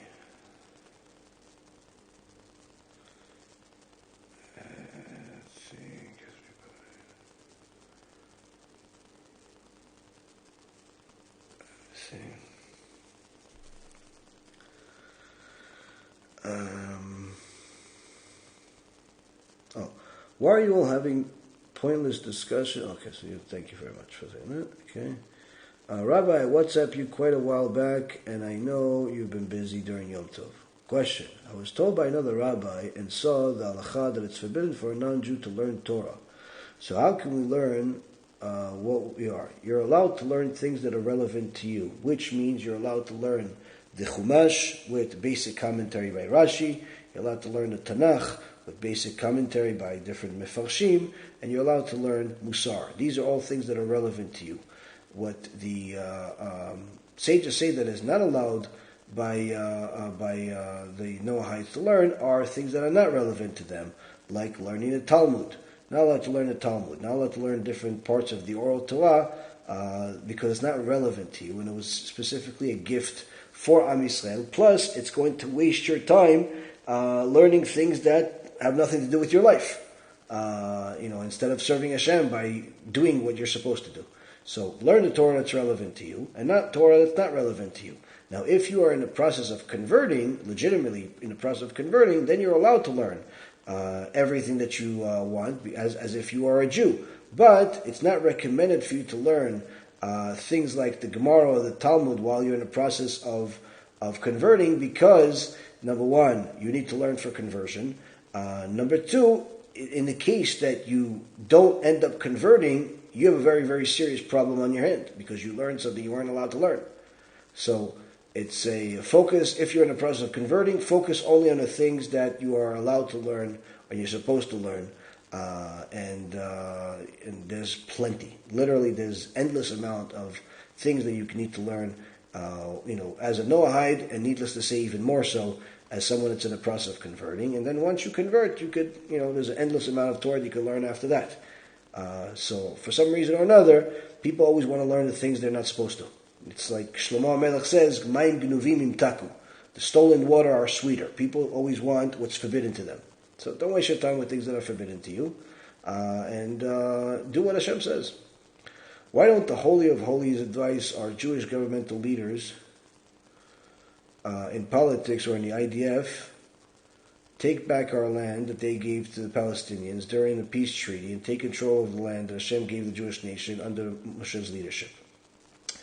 The Gemara in Masechet Sotah and also Masechet Sanhedrin says that at the end of days, the leadership that the Jewish people will actually do things that are against the interest of their own people. And we're seeing this clearly today, where the government of Israel and different leaders around the world of the Jewish people, especially the political leaders, are constantly doing things for their own personal interest, even when it is actually hurting the interest of the people, even if it is something that contradicts what they promise that they will do. So they gave land to the Palestinians, they evicted Jews from different places. They're literally trying to make life very, very difficult for anyone that dedicates their life to learning Torah. And this is just a small version of all the things that the leaders are doing against their own people. And until the real leader, Moshiach, comes, this is the way it's going to be, and it'll actually get worse. Because the biggest enemies of the Jewish people are actually not even Ishmael, they're not even Edom. The biggest enemies of Am Yisrael are the Erev Rav. The Erev Rav are Jewish people that are anti-God, anti-Torah, and they will do everything in their power to try to destroy the Jewish people. If you want to know more details about the Erev Rav, I have several lectures on my page discussing all the sources and the different details about the Erev Rav, who they are, what they do, all of these different things. You could just type in on the page Erev Rav, E-R-E-V, R-A-V, 2 words, Erev Rav, and you'll see a bunch of different lectures. Who are the Erev Rav? Are you an Erev Rav? How do you know? All these different lectures we made with a lot of information from the Zohar Kadosh, from the Gemara, and many, many other Sfarim Baruch Hashem. Let's see. Am I doing wrong by going to a Chabad shul? It all depends on the Chabad shul that you have. Unfortunately, many of the Chabad shuls today are more of like an event center than they are a shul, where many of the people that are running it are not really interested in the spiritual status of the people. They're more interested in the financial status of the people. So even when people knowingly drive on Shabbat to the synagogue, they either don't say anything to them to make them stop driving on Shabbat, because you're obviously not allowed to drive on Shabbat, or they even sometimes encourage them to come even if they're driving on Shabbat, because at least they'll come to shul. So in essence, violate the Torah for the sake of fulfilling a rabbinical enactment. So it's if the Chabad shul that you're going to is one of those places where there's no real minyan of Shomrei Shabbat, they're not encouraging people to really do tshuva. They're just encouraging people to just attend, be part of the community, and donate. Then, yeah, you're right. You should not go to this Chabad. If their primary teachings is that the Rabbi is Mashiach and that Tanya is the only book that you need to read, pretty much, then certainly you should not attend this Chabad. You go to a normal Orthodox shul, and you'll be able to learn real Judaism there. But if the Chabad is more of like the old version of Chabad, where they're teaching you the truth, which includes the Chumash, the Poskim, the Gemara, the Halacha, and not just all types of ideological teachings of the modern day Mashiachistim and Elokistim of Chabad, then certainly it's a good place. So again, it all depends on what type of Chabad you're going to. If the Chabad leaders care about your spiritual status, they tell you have to keep Shabbat, you have to do tshuva, they teach you the truth, they tell you when you're making a mistake, and they try to encourage you to fix it, and they're not trying to pacify you in order for you to like them, then certainly it's a good Chabad to go to. But I unfortunately know of a lot more of the first version that you shouldn't attend than the second version that you should attend. In fact, it's drastically more of the first version. Not because I'm looking for them, but just simply because people that watch my lectures from all over the world for the last 10 years, they tell me all these horror stories, and every time I ask them, where do you go, what shul do you go to, who's this rabbi, more times than not, it's a Chabad. So I have a very, very serious problem with many of them, because they're causing many people to lose their olam haba, because they're not telling them the truth. They're part of the false speakers, if they're part of that first version I mentioned. Who gives people the right to dehumanize their neighbor, Rabbi? Dehumanize their neighbor? I don't know who gives anybody a right to dehumanize their neighbor. In the Torah, you have to treat your fellow neighbor, if he's your fellow and not your enemy. You have to treat him with respect. If he's your enemy, then he's trying to kill you. You have to kill him first. So I'm not really sure who you're talking about. If you're talking about your belief of how the Israelis treat the Palestinians, then obviously you have educated yourself from the media and not from reality. Because if you actually educated yourself from reality and you actually spoke to real Palestinian people that live in Israel, they themselves will tell you they want the Israeli leadership. They want to live in Israel and not in Palestine, because if Israel was under Palestinian control, literally more Palestinians would die as a result of it, because the leaders have no interest in helping their people. They just have an interest in destroying who they say is the enemy and empowering themselves. They torture their own people more than anybody else. They use their own kids as shields. In the middle of war, they kill people just for the sake of making videos as if Jews killed them. All types of crazy things. So if you're going to educate yourself from the media, then you're wasting your life and you're wasting your time. If you want to educate yourself seriously, then educate yourself by actually looking at some real information. Not only am I Israeli, I was born in Israel, spent my childhood in Israel, but I've spent an enormous amount of my life educating myself about a lot of different subjects, one of it being actual history of my people, of the world, and I don't write a check without knowing that I can cover it. Meaning I don't just say things just for the sake of pacifying people or just for the sake of argument. If I say something to you, you can take it to the bank. How to start a conversion process from Latin America? Well, in Latin America currently there is no approved Bedin over there. So the few people that convert each year in Latin America usually go to the Jewish community. Of course, they develop a relationship with the rabbis over there, and after they go through whatever process they have to go through, and they have a group of people that are willing to convert and have the ability to pay for it, they bring rabbis from Israel to convert a group of people over a couple of days, and that happens. But again, it's not an easy or a cheap process. Many people have an easier time literally leaving Latin America, moving to the United States, moving to Israel, moving to different parts of the world that has a Bedin and a Jewish community there. But again, it all depends on a person's financials, a person's wherewithal. But conversion process is not easy anywhere in the world, even in places where there is multiple Bedins. Even if you live in New York, where there's a half a dozen Bedins, it's not easy to convert. If it's easy to convert, there's something wrong. So it's a person needs to know that conversion process is not easy, but it's not supposed to be impossible either. But you have to also know what you're working with. If you're living in a place and you can't move out of it, then you have to figure out if it's even possible for you to convert. And in places like Latin America, to my knowledge, the only people that are able to convert are usually people that can get a group of people and also a substantial amount of money together to get this whole thing to happen, because there's no approved Bedin in Latin America. Rabbi, I WhatsApped you quite a while back. You asked this question already.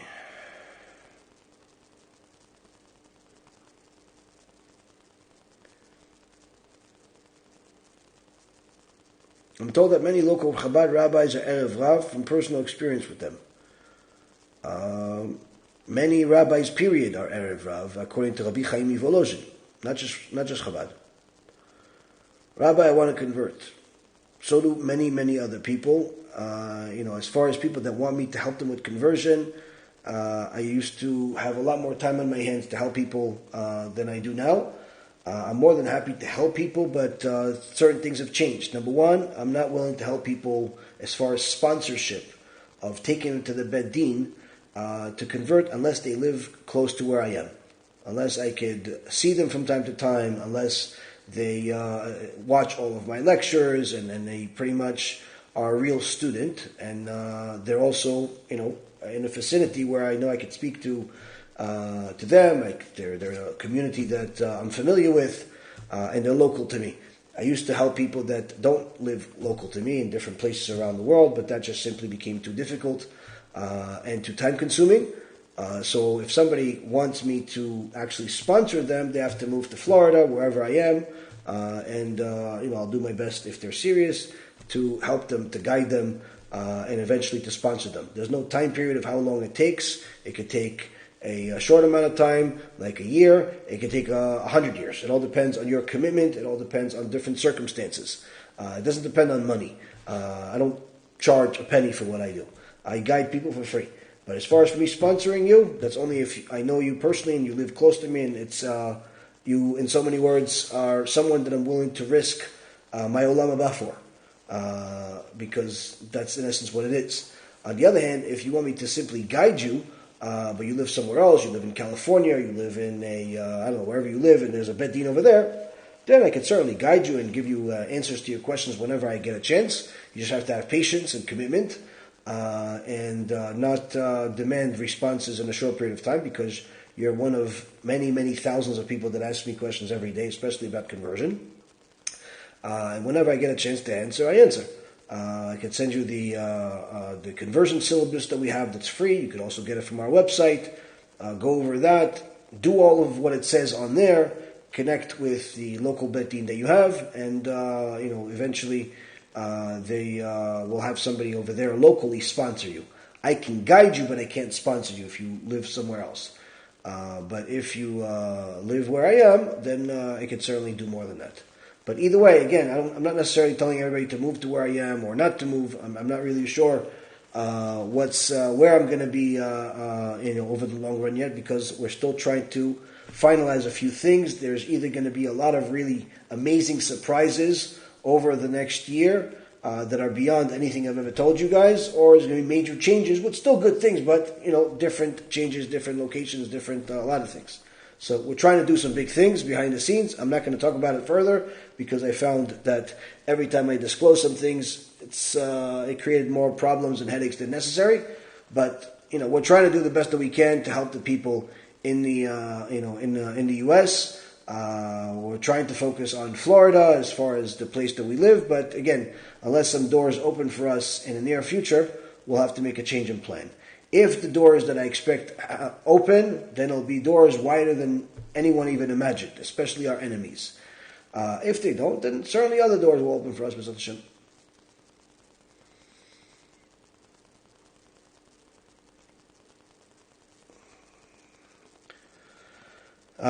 I'm torn after years of being close to a few Chabad rabbis who I'm told by someone who told me that you shouldn't associate with them because he knows them to be Erev Rav. Very torn. They look and they say they're religious only.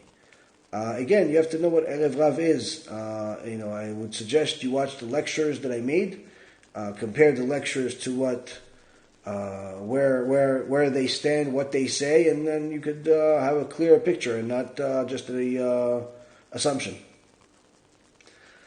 My question is it wise to go ahead and keep as much mitzvot and commandment as one knows before working on character traits? The two go in the same. You have to, the Gaon Vilna was asked by his student if, since the Gaon Vilna said that developing your character traits is the most important thing that you have to do in your life. So his student asked him, if it's the most important thing, why isn't it one of the 613 mitzvot from the Torah? And the Gaon Vilna clarified, he says, because the whole point of fulfilling all of the mitzvot is that the mitzvot themselves will help you fix your character traits. For example, when a person wakes up in the morning, the first thing that he does is say, Modeh ani lefanecha melech chai v'kayam, meaning he thanks Hashem for giving him his soul back. Already the first mitzvah that you do is gratitude. You're showing Hashem gratitude. You're acknowledging that Hashem is overseeing everything. You're acknowledging the fact that everything you have is because of Him. Right? First thing in the morning. Then you wash your hands. It shows, obviously there is both spiritual and physical cleanliness. Then again, you do your business in the restroom, and then you have to say a blessing again, teaching you again that you're not only have to show gratitude, but also humility. Where in the blessing of Asher Yatzal, you're saying what if one of the openings was closed, or one of the many of the things that were closed were opened, you wouldn't be able to survive a single moment. And if a person understands the Asher Yatzar blessing, that humbles any person. No one in the world will ever have an ounce of arrogance, about their physical status or anything that they have if they truly understood and believed what the Asher Yatzar blessing says. Because if you look at the beautiful world that Hashem created and all the beautiful fruits and vegetables and different types of things that Hashem created, all of them have wonderful smells and they look wonderful, but yet when they go into your body, everything that comes into your body comes out disgusting.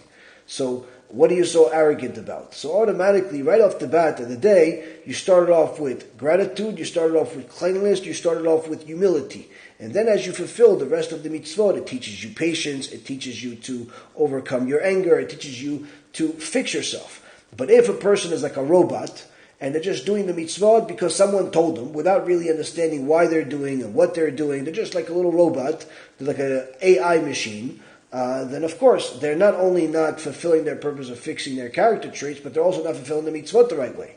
Hence the reason why it's critical for every single person, whether Jew or Gentile, to learn Musar every single day for at least 15 minutes to an hour. At least 15 minutes to an hour. I say 15 minutes to an hour because if you're a serious Talmid Chacham, all you need is 15 minutes. If you're an average person, sometimes even an hour is not enough.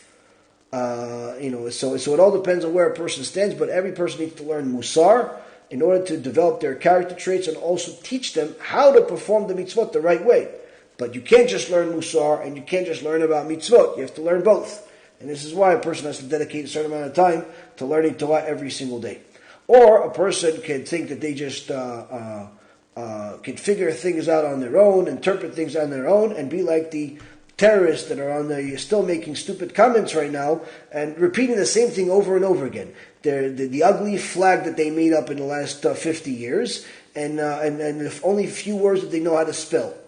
Free Palestine, we hate you, Hitler was right, and all types of things. Like literally, you have an entire nation, millions of people with zero knowledge, zero intellect, zero wisdom, zero things to give to the world. Nothing. And it's not even just the people's fault. It's the leaders' fault, because the leaders don't educate their people like normal nations. They educate their kids to terrorize. They educate their kids to kill. You see all the pictures. They always have these kids holding on these huge guns. Already as little kids, they train them to be murderers. So a person has to understand the difference between you, that's learning Torah, and the terrorist, is how you learn Torah. If you learn Torah the right way, you could be a shining star, greater than anything else in the world. If you learn Torah the wrong way, you're no different than a terrorist. You may not kill people physically, but spiritual terrorists, very, very easy to come by. Why? Because they learn things the wrong way, and they start preaching the wrong way, and they start doing things the wrong way, and unfortunately they end up discouraging people from becoming religious as a result. So it's very, very important for a person to fix their character traits while doing the mitzvot, and not waiting for one or the other, because this is the true recipe of success, and we have a whole series clarifying the instructions of the Gaon Mivilna about exactly this question, and he tells them exactly what I'm saying to you, but we did it over a period of, 20, 30 lectures, 40 lectures, whatever it is. It's called Igeret Agra. Igeret Agra, the series Igeret Agra, you go to my YouTube page, playlist, Igeret Agra, you'll see the whole series is about this question, but obviously much more expanded than what I'm saying to you. Highly, highly recommended. Is Ishmael going to rule over all of Israel, or some parts, at the end of days? Debated.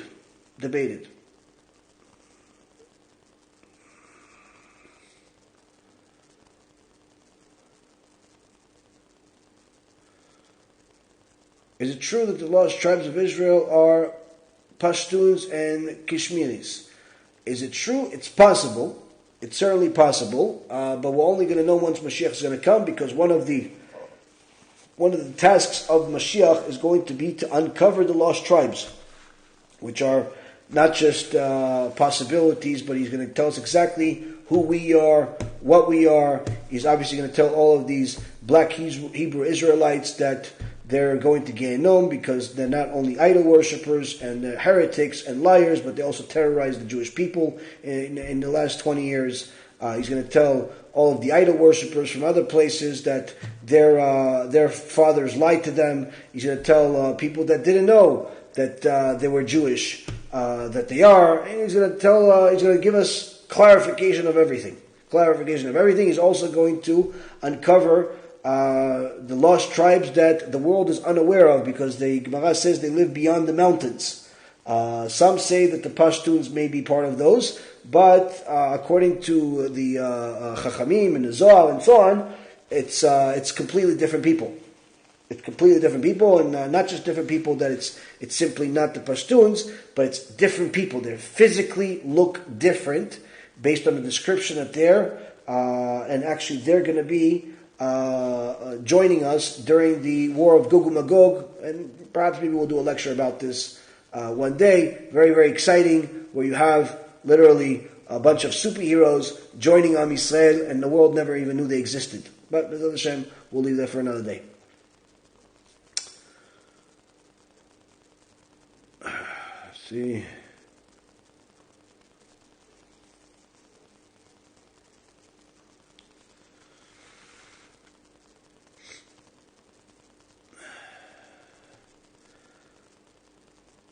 Rabbi, is it selfish to not want to lead to Moshiach just yet for non-Jews to complete conversion before it comes? Sure, it's selfish, because a person should really want to do what he wants to do for the sake of serving Hashem. So if the ultimate salvation of HaKadosh Baruch Hu will happen today versus happening tomorrow, that's what you should want. I understand your desire that you want to elevate yourself further before Mashiach comes. That's certainly understandable, but it's still, it's still in essence the direction that a person should aim for is what's the ultimate way to sanctify Hashem's name. If the ultimate way to sanctify Hashem's name means that I'll do this, then that's what I want. If it's something else, then that's what I want. And how do we know this? We know how HaKadosh Baruch Hu judged Chanoch versus Avraham Avinu. Chanoch, it says in the Torah, is the time of Noach. Everyone was living 1,000 years, 900 years, 800 years, but Chanoch, the Torah says, was taken, he was very, very righteous, and Hashem took him back. But Avraham, Hashem didn't take back. He allowed him to live, many years. It wasn't as much as Chanoch, but he lived his full life. Now, the Chachamim teach that Chanoch elevated himself spiritually by going into a cave, disassociating from all of the wicked of society, learning Torah to the highest possible level, but not sharing it with anyone. And therefore Hashem says, if you are going to learn Torah, it's good, but if you're not going to share with anybody, then there's no purpose of you. So he took him and he turned him into Malach Memtet. Malach Memtet is a very special Malach in Shemaim. You're not allowed to say his name, but the Malach Memtet, I'm sure you guys have seen the name somewhere, but he turned him into Malach. Avraham Avinu, on the other hand, had the ability to be even higher than Chanoch, but he didn't become. Why? Because he spent his time doing Kiruv and helping other people do tshuva. Instead of learning on his own and focusing all of his time to elevate himself, he spent most of his time helping other people get closer to Hashem, abandon idolatry, and so on. Hence the reason why it says the souls that Avraham and Sarah created. The souls that they created. What does it mean they created? All of the people that they helped do tshuva and abandon idolatry became like people they created. They created all of these souls. And Avraham is considered, even though he didn't get spiritually higher as far as Chanoch, Hashem loved him much more and considered him much more because he did what he did for the sake of Hashem. If he was worried about himself, then he would have been actually be able to get to a higher level of holiness than Chanoch. But because he sacrificed his own self-development for the sake of honoring Hashem and helping his creation get closer to Him, Hashem considered them much higher, and therefore Am Yisrael began with Avraham Avinu.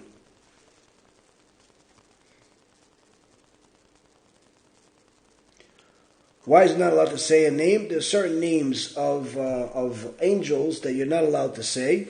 If it's names like Gabriel, Michael, Raphael, which are common names of even people, you're allowed to say those names. But then there are certain names of angels that are not used for human beings. They're not used for regular people.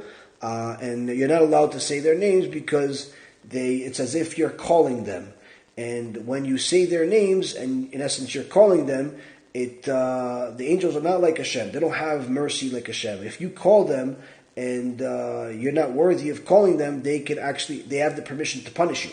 They have the permission to hurt you. So let's say, for example, some people think that it's a game, and they say stupid things, which includes they say names of different angels, and then they get cancer, or they get into a car accident, or they lose an eye, all types of other strange things, and they don't see the connection because they're unfortunately spiritually dumb, and they don't realize that they're playing with fire. This is the reason why HaKadosh Baruch Hu told Moshe Rabbeinu, after the sin that Am Yisrael made, I'm going to have an angel lead you, but don't make a sin next to that angel, because that angel will punish you right away. He's not like me. And Moshe Rabbeinu said, no. If it's not going to be you, we don't want anything. Just destroy us already. We're not going to survive with an angel. We're only going to survive with you.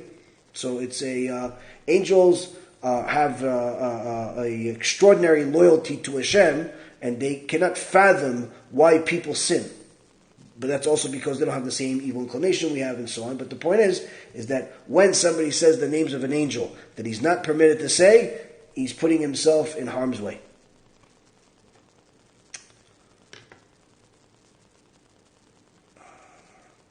Will the Satan come to an end, or is this, if so, is this not indicative that they get reward and punishment? The Satan his position will end, meaning he won't have to kill people anymore. He won't have to entice them to sin anymore.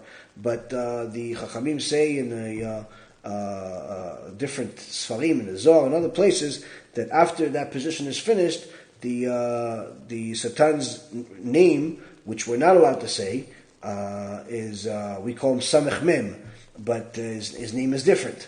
His name will actually become a holy name that many Jews will start calling their kids after. But this is after Mashiach comes.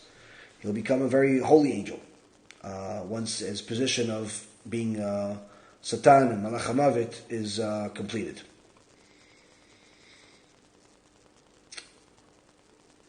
How do we know if one has emunah or counting on miracles? If they know what emunah is, then this would not be a question. Emunah is understanding that Hashem monitors everything. Bitachon is understanding that everything that you get, regardless of whether it's what you wanted or it's not what you wanted, you know that it's the best thing for you. That's what a short explanation of emunah and bitachon. If somebody says, no, I have emunah that the money is going to come, that's not emunah. That's wishful thinking. A real emunah is understanding that regardless of what happens, it's the best thing for you, whether the money comes or it doesn't come. Now, certainly there's more details to this, but there's a whole entire series that I made about emunah and bitachon. You can start off with the bitachon series. It's 16 lectures that will change your life. And then after you finish those 16 lectures, start the Jewish Ashkafa series. The first 21 lectures are in essence a continuation of that other first series. But between those nearly 40 lectures, you'll have a very, very good grasp on what emunah and bitachon is, and certainly it'll change your life. What if you learned the names or read? It's logical that you know or have learned some names. Reading with your eyes is different than reading them out loud. If you just see what the names are, it's not a problem usually. But if a person says them out loud, it's a problem. I'm following you for about a year. Your movie Hashem took back his millions. Genom, Tikkun Abri, changed my life. Baruch Hashem. I see your shiur. I abandoned idol worship. I told my family I'm not Catholic anymore. Baruch Hashem. All good news. I want to make conversion. Pray to Hashem that send me the resources so I can move to another country out of Mexico. Good, BeEzrat HaShem. So I want to ask you how to deal. Question just jumped. I want to ask you how to deal, because I know I have to honor parents and I don't want to answer them in a rude way or a loud voice. Okay, so a person that's converting and or already converted, and obviously their parents are not Jewish, you still have to honor them so long as they don't tell you to do things that are against the Torah. Meaning, if they tell you come to church, then you don't have to honor them and listen to them. And you shouldn't. And you can't. If they tell you to go kill somebody, obviously no. But if they tell you make me coffee, if they tell you clean the house, if they tell you give us a ride, then you certainly have to follow them. So long as they don't tell you to do things that are against the Torah, you have to listen to them, you have to honor them. But if they tell you things that are against it, then you're not allowed to listen to them. That's the same thing even for a Jew, not just for a non-Jew. The reason I ask is because I have Pashtun heritage, and we have a heritage that we are Bnei Israel, and that we can trace our lineage. But I'm familiar with the Pashtuns. I've seen a documentary over it. I've seen some other stuff over them. I've spoken to some of them over the past. It is very possible that they have Jewish lineage in them, but according to halacha, what we have now, if they want to be part of Am Yisrael, they would have to go through a formal conversion. We don't have someone as great as Rav Vadia Yosef in the world today that could do a psak like he did with the Ethiopian Jews, that they're Jewish.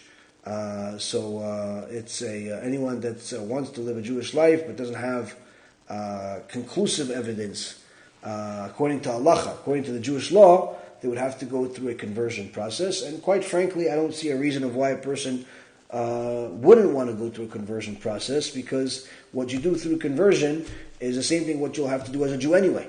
So it shouldn't really be a problem. The knowledge that you need for conversion is the knowledge you'll need to live a Jewish life anyway. So, but if a person is not willing to convert because it hurts their ego, or they just simply don't want to do it, then obviously they don't want to be Jewish bad enough to simply pass this hurdle. But as far as, is it possible that the Pashtuns are Jewish? Certainly it's possible. Is it definite? No, not definite. Okay,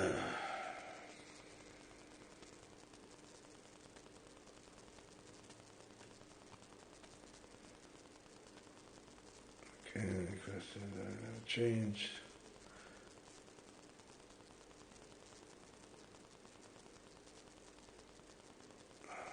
All right, let's see some guys over here.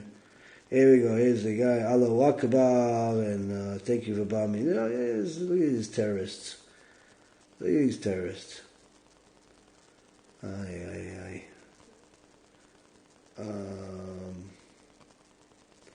have 30% of my DNA being Jewish. Can I be Jewish? Judaism is not based on DNA. Judaism is based on if your mother is Jewish or if you convert to Judaism. Who are the Khazars? If you're talking about the Kuzari is a book that was written about 1,000 years ago, 1,100 years ago, by Rabbi Yehuda Levi. Rabbi Yehuda Levi, read the book called Kuzari. It was a king, a non-Jewish king, that was righteous and was looking to serve God, but was misled by different people that he had, until God sent him a message telling him that his will to do good is welcomed, but his ways not. Meaning he was serving idols, thinking that he's serving Hashem. And then this Khuzarian king went to on a search to find out what the truthful religion is. He went to the Christians and he asked them different questions. He was a very learned man, and when he asked them, what's the source for all the information that you have? Where do you start? They said the Jewish people. So then he went to the Muslims and he asked them questions, and he said, where is the source of where everything begins? And they said, also the Jewish people, Mount Sinai. So he said, why should I listen to you people that are, in essence, are a continuation of something that's preceding you? Let me just go to the Jewish people directly, the source. So he went to the Jewish people, and he had a whole discussion over a long period of time with Rabbi Yehuda Alevi, and every single one of the questions is documented in this book. It's maybe something like, 1,200 pages. There's great translations available of this book today in English and other languages. It's a very famous book. And this is a book that every Jew and non-Jew that's interested in conversion or in Torah in general should read this book, because there are very, very fundamental questions answered in this book. And ultimately, the king and his whole kingdom converted to Judaism. But don't worry, it's not a spoiler alert, because it's not a book that you're waiting to see the end of what's going to happen. The whole point of the book is to go over the questions and the answers and why this is this and why that is that, where in the process, Rabbi Yehuda not only proves Judaism to be the ultimate truth, but in the process itself also disproves everything else, all the other false religions, Christianity, Catholicism, Islam, and all the other mumbo-jumbo religions that came out of out of some type of fortune cookie. So in this book, you'll find a lot of good information, and it'll answer a lot of questions that clever people have. Let's see. Do you agree with what Israel is doing? If you're asking about, do I agree with Israel bombing some parts of Gaza? No, I don't agree with what Israel is doing. I actually think they should do much more. They should completely annihilate the whole place, take over the land, and anyone that wants to survive just simply has to leave. They annihilate everything, make it into a little, football field, and then whoever is a decent human being is going to be allowed to live there under Jewish rule. That's what I think they should do. What they're doing right now is, trying to pacify the people. So if you're asking me, do I agree? No, I don't agree, but I probably give you an answer that you weren't expecting either. How do you deal with the enormous amount of anti-Semitism? Well, first and foremost, the person needs to know where anti-Semitism comes from. Anti-Semitism comes from HaKadosh Baruch Hu himself. HaKadosh Baruch Hu uses anti-Semitism in order to save his people. Meaning, Hashem tries to direct us through his Torah. He gave us a Torah 3,334 years ago in order for us to follow it, in order for us to fulfill our purpose, in order for us to serve Hashem. When we do, we are in the best position. Hashem rewards us in this world and the next. If you look at the times of history where the Jews were doing fantastically well, where there was world peace, it was a time we were the most righteous. The time of Shlomo HaMelech, the time of David HaMelech, we had a lot of wonderful things happen during these times. At the time of Chizkiyahu, there's a couple of different times where Am Yisrael was overall doing well. And there was great situation for Am Yisrael when we're following the Torah. When was tragedy? When did we have tragedy? Destruction of the first Bet HaMikdash, second Bet HaMikdash, pogroms, inquisitions, Holocaust. When did all this happen? When Am Yisrael started abandoning the Torah, started worshipping idols, started converting to Christianity and Catholicism, started abandoning the Torah, forsaking the Torah, going into businesses that are forbidden according to the Torah, violating Shabbat, and all of that happened, into marriage. All of that happened for a period of time until Hashem's patience ran out, and he punished us, and he used anti-Semitism initially, before he gave us the ultimate punishment, to try to wake up those people that started assimilating and becoming like the Gentiles. To remind them that, even though you want to be a Gentile, you're acting like a Gentile, the Gentile himself will never accept you as a Gentile. So Hashem uses the stick of anti-Semitism in order to bring us back when we don't want to listen to the staff. The staff is the Torah. The staff is the Torah trying to direct us where we want to go. The stick is when he hits us because we didn't listen to the staff. But sometimes, what can you do when we are shovavim? We are, wayward kids sometimes, and we go too far. Then the stick is much, much harder than a stick. And then there's a pogrom, an inquisition, and so on. So anti-Semitism is simply a tool that Hashem uses in order to save us as his people. If it wasn't for anti-Semitism, there wouldn't be Judaism.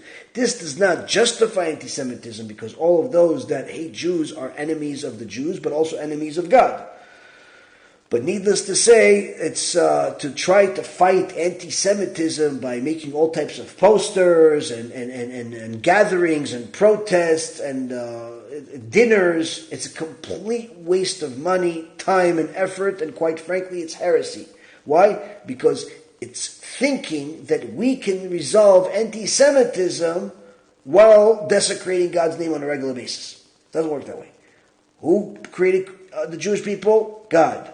Who created the non-Jewish people? God. Who decided that the non-Jewish people will sometimes hate us in the open and sometimes will hate us in the behind the scenes, where sometimes it's a Esav, sometimes he's our brother, as the verse says. Atzileni na miyad achi miyad Esav. Yaakov says to HaKadosh Baruch Hu, save me from my brother, save me from Esav. Well, obviously Esav is your brother. Why is the verse mentioning, save me from my brother, save me from Esav? So the Chachamim say, because sometimes Esav doesn't show like he's Esav. He shows like he acts like he's your brother. He acts like he's your friend. He acts like he loves you. And sometimes he's Esav. But Yaakov is more afraid of the first. Why is he afraid more than the first? He says, because when he is Esav, I know he's my enemy. He's Nazi Germany. He is openly an anti-Semite. He wants to kill me in the middle of the street. So I'm not really afraid of that. Why? Because I know who my enemy is. I know where, if I need to run. I know if I need to fight. I know if I need to pray.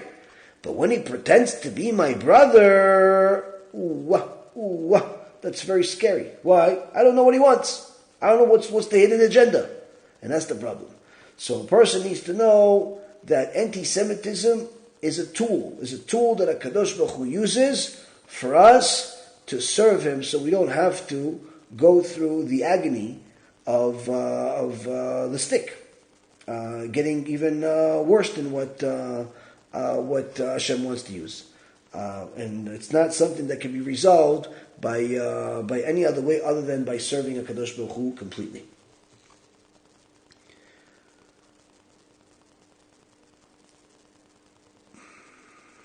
Let's see, terrorists. Lots of terrorists here. Don't you guys have some terrorism to do?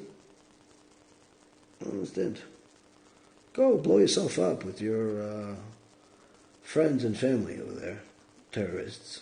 Why do you guys bother my lectures?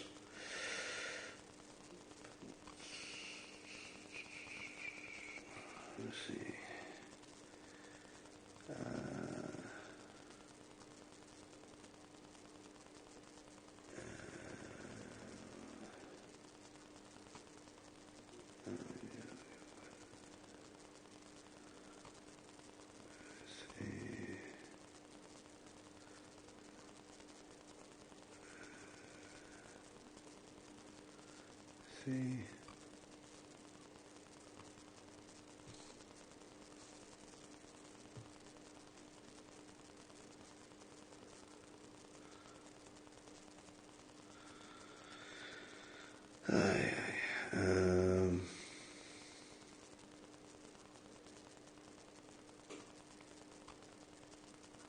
Waiting for you guys can just imagine how many terrorist comments there are just for me to finally get a normal question. Do I have a few words of things happening in Palestine? I spoke about it yesterday. I spoke about it today. I don't know what else you guys want me to say. I mean, the thing is, though, is that there are, unfortunately, terrorists surrounding the country, and there's also terrorists inside the country called the government. There's some terrorists inside the Israeli government. Some, not all of them, but some of them are outright terrorists. And they're doing everything possible to fulfill their role of being wicked. And this is one of the things that led to what's happening right now. If people follow the Torah, then we can get out of this situation and not have to deal with all this hardship. But if we don't follow the Torah, things will only get worse. Things will only get worse.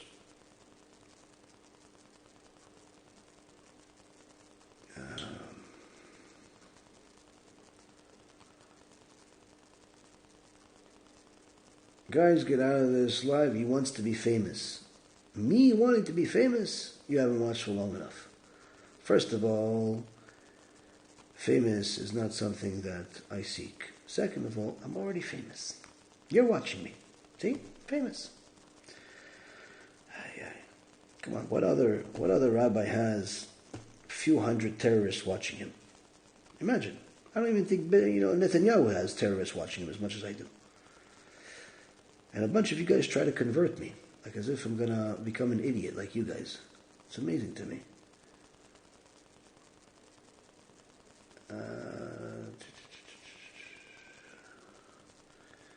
Said honestly, most of this stuff is just complete nonsense or things that I can make fun of, but I don't want to turn this whole shiur into a joke.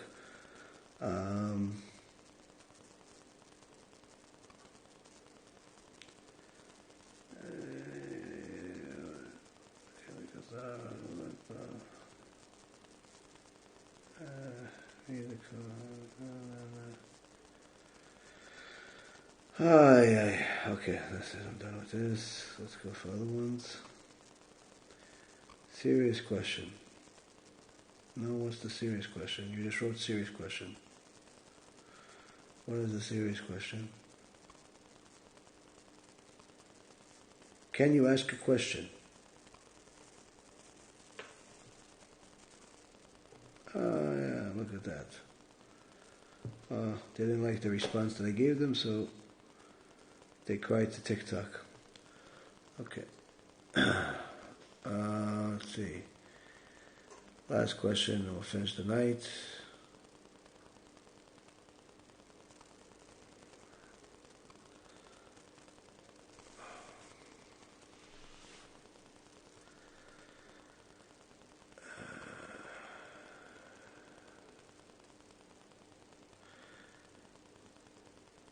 If Noah and his 3 sons and wives replenished the earth, aren't we all related technically? Aren't we the Jews Jewish because the ones accepting Hashem's laws? Of course we're all related, even without Noah. We're related, we all came from Adam. And then after Adam, everything restarted again with Noah. So all of mankind is related. We're not different species. But that doesn't mean we're the same belief. At Mount Sinai, Judaism was officially began. That's when Hashem gave Am Yisrael the Torah. And from that point on, it wasn't a matter of where you started and where you are. Anybody that wants to be Jewish can be Jewish if they simply follow the Torah. Now, you can't just decide, I'm going to follow the Torah and that's it, I'm going to start keeping Shabbat. No, by following the Torah, you follow the laws. For a person that was not born out of a Jewish mother, they have to convert to become Jewish. If a person was born of a Jewish mother, then they already are Jewish and they have to follow the laws. Either way, anyone that wants to be Jewish can become Jewish according to the Torah, but they have to go through the process. Can I ask you, Rabbi, for your own feeling, is your soul and religion stronger in Israel than in Florida just by being in the Holy Land?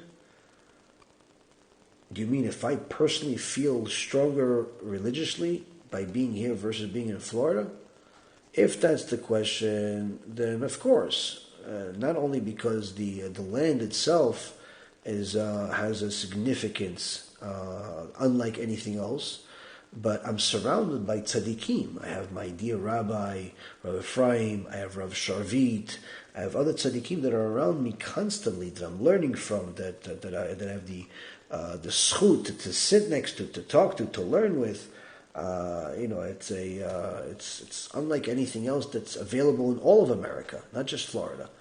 But my role in life is not to be next to tzaddikim all day. My role in life is to do outreach, to help people like yourself and other people around the world get closer to Hashem. And as of right now, the goal is to go back to America and to continue building a Jewish community in Florida. If that changes, certainly I'll let you guys know. But for now, the goal is for me to go back, even though I don't want to go back. Even though I want to be here, and I want to be next to my rabbi, and I want to be next to all the tzaddikim that I have here. I have a kollel here. I have a lot of wonderful things that I have here. But I can't be chanuch. I have to be like Avraham.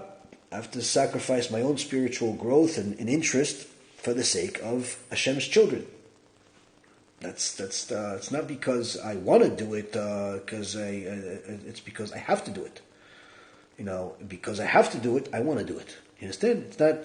It's the opposite. I have to do it because I want to be a servant of Hashem. And because I have to do it because of serve Hashem, it ends up becoming my desire that I want to do it. Now, if things change for different reasons, my rabbi told me that no, it's the Florida idea is changed, where you're going to move to Israel. 1, 2, 3, I'm in Israel. It's not a question of a desire to be in Israel or not. But again, being in Israel is not necessarily for everybody. Some people are are better off staying in the exile because they have their rabbi in the exile. Their rabbi is there, their chavruta is there, their parnasah is there, and so on. They're better off staying in the exile. Some people say, no. Even if your rabbi is there, and even this, you should still go to Israel because the Holy Land is better than anything. Those are people that are clueless. Why? Because the Torah itself tells you go chase your rabbi wherever he is, unless your rabbi himself tells you go somewhere else, which is what happened in the Gemara a couple of times. The rabbi himself sent his student to the exile for different reasons.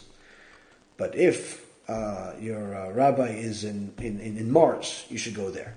If he's in Israel, you should go there. If he's in Florida, you should go there. Wherever your rabbi is, that's where you're supposed to go. But in my case, my own rabbi is telling me to be there, and we're BeEzrat HaShem trying to bring him there. It's just, of course, there's a lot of struggles to make that happen. But BeEzrat HaShem will succeed. And he certainly doesn't want to come to America, but he has to, and therefore he wants to. Understand? It's because it's beneficial for him personally to come to America. It's because it will be beneficial for the community for him to come. But again, this is a big fight we've been working on already for years with a lot of different hurdles. But if it was up to us, we would already have a community built in Florida with a huge synagogue, a yeshiva, and a lot of other wonderful things. But that door hasn't opened yet. But we're ready for when it does, BeEzrat HaShem.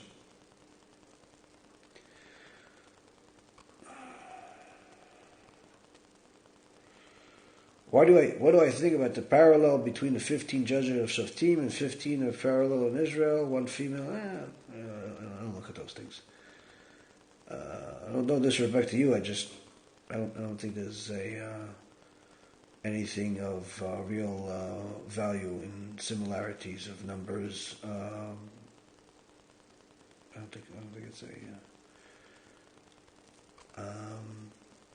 just so you know, as far as numbers, I remember a conversation that I had with a famous gambler,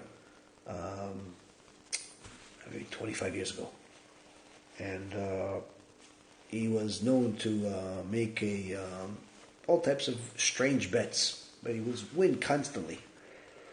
And one of the things that he would commonly do is he would walk into any room and find somebody willing to bet him that there's at least, I think it was 2 or 3 people in every room that have the same birthday. And he was always right. And they asked him, what's the secret? He said, based on statistics, if you have, I think it was more than 35 people in a room or 30 people in a room, there's always 2 people with the same birthday. And anyway, so he knew all these different statistics and all this different research, and he made all these different bets. So the point is that similarity in numbers and so on is not necessarily always because there has to be a meaning. Sometimes it's just simply because of statistics. There could be a meaning, but it's many times it's simply parts of the statistics.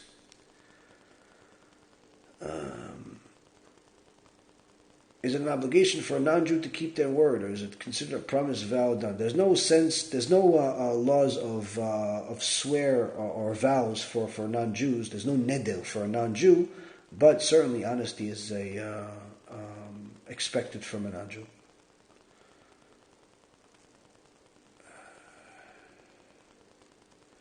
How can we stop severe depression, anxiety, lingering? All of those things are things that require spiritual elevation. Spiritual elevation that begins with emunah and bitachon. I would recommend for you to start watching the series that I have called Bitachon series, Bitachon.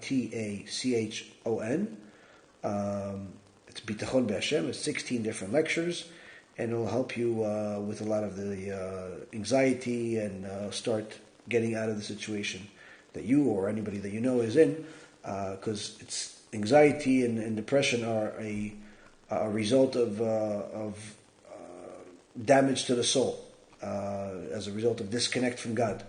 So when a person fixes those few things, and he also understands the root of why depression happens and why anxiety happens, and what's the opinion of God of these things, and why certain things happen to him, many of these things are self-inflicted. The more he's knowledgeable about it, the more he's able to get out of it.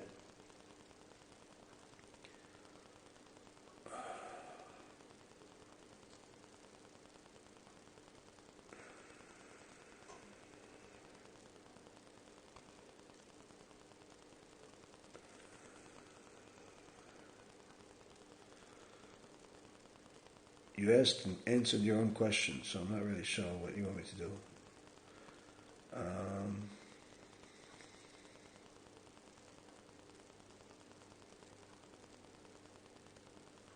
Can a person guarantee Olam Haba for another if they tell him to take on certain mitzvot?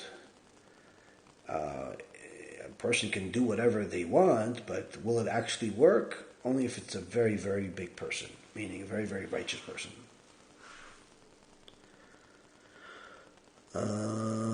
I think that's it. Yeah, I think I answered all the questions. We even addressed some of the terrorists that are out there. Anybody that's out there that wants to help us feed the poor here and also help the soldiers, please donate generously. The more millions, the better. The more thousands, the better. The more singles, the better. Whatever you guys can donate. But this is the time to try to gather as many mitzvot as possible. And BeEzrat HaShem, this is a time for each one of us to elevate ourselves spiritually. We're trying to do our best to get to you guys, to help you guys, to help all of Klal Yisrael have the right answers for what's the right direction about every single aspect of fulfilling their purpose in the world and how to deal with the circumstances that we have. And BeEzrat HaShem will continue to do everything that we need to do to get to you. It seems like the Yetzer Hara doesn't like what we're doing because there's all types of technical difficulties and restrictions and all that stuff. But the good news is that we see in the numbers, we see in the questions, we see in the results that a lot of good things are happening, Baruch Hashem. We have some updates coming up very soon on our app. The BeEzrat HaShem app is going to have the biggest update it ever had. Different languages, different channels, different things, wonderful, wonderful things that are coming very, very soon. So certainly stay tuned. Download the app, update the app often or automatically, and you'll see some amazing new stuff coming up. We have BeEzrat HaShem, a lot of good things happening, and BeEzrat HaShem, we're looking forward to seeing more good news from everybody here. Hashem bless you, protect you, and help you in every single way possible to help yourself get closer to Hashem and do His will.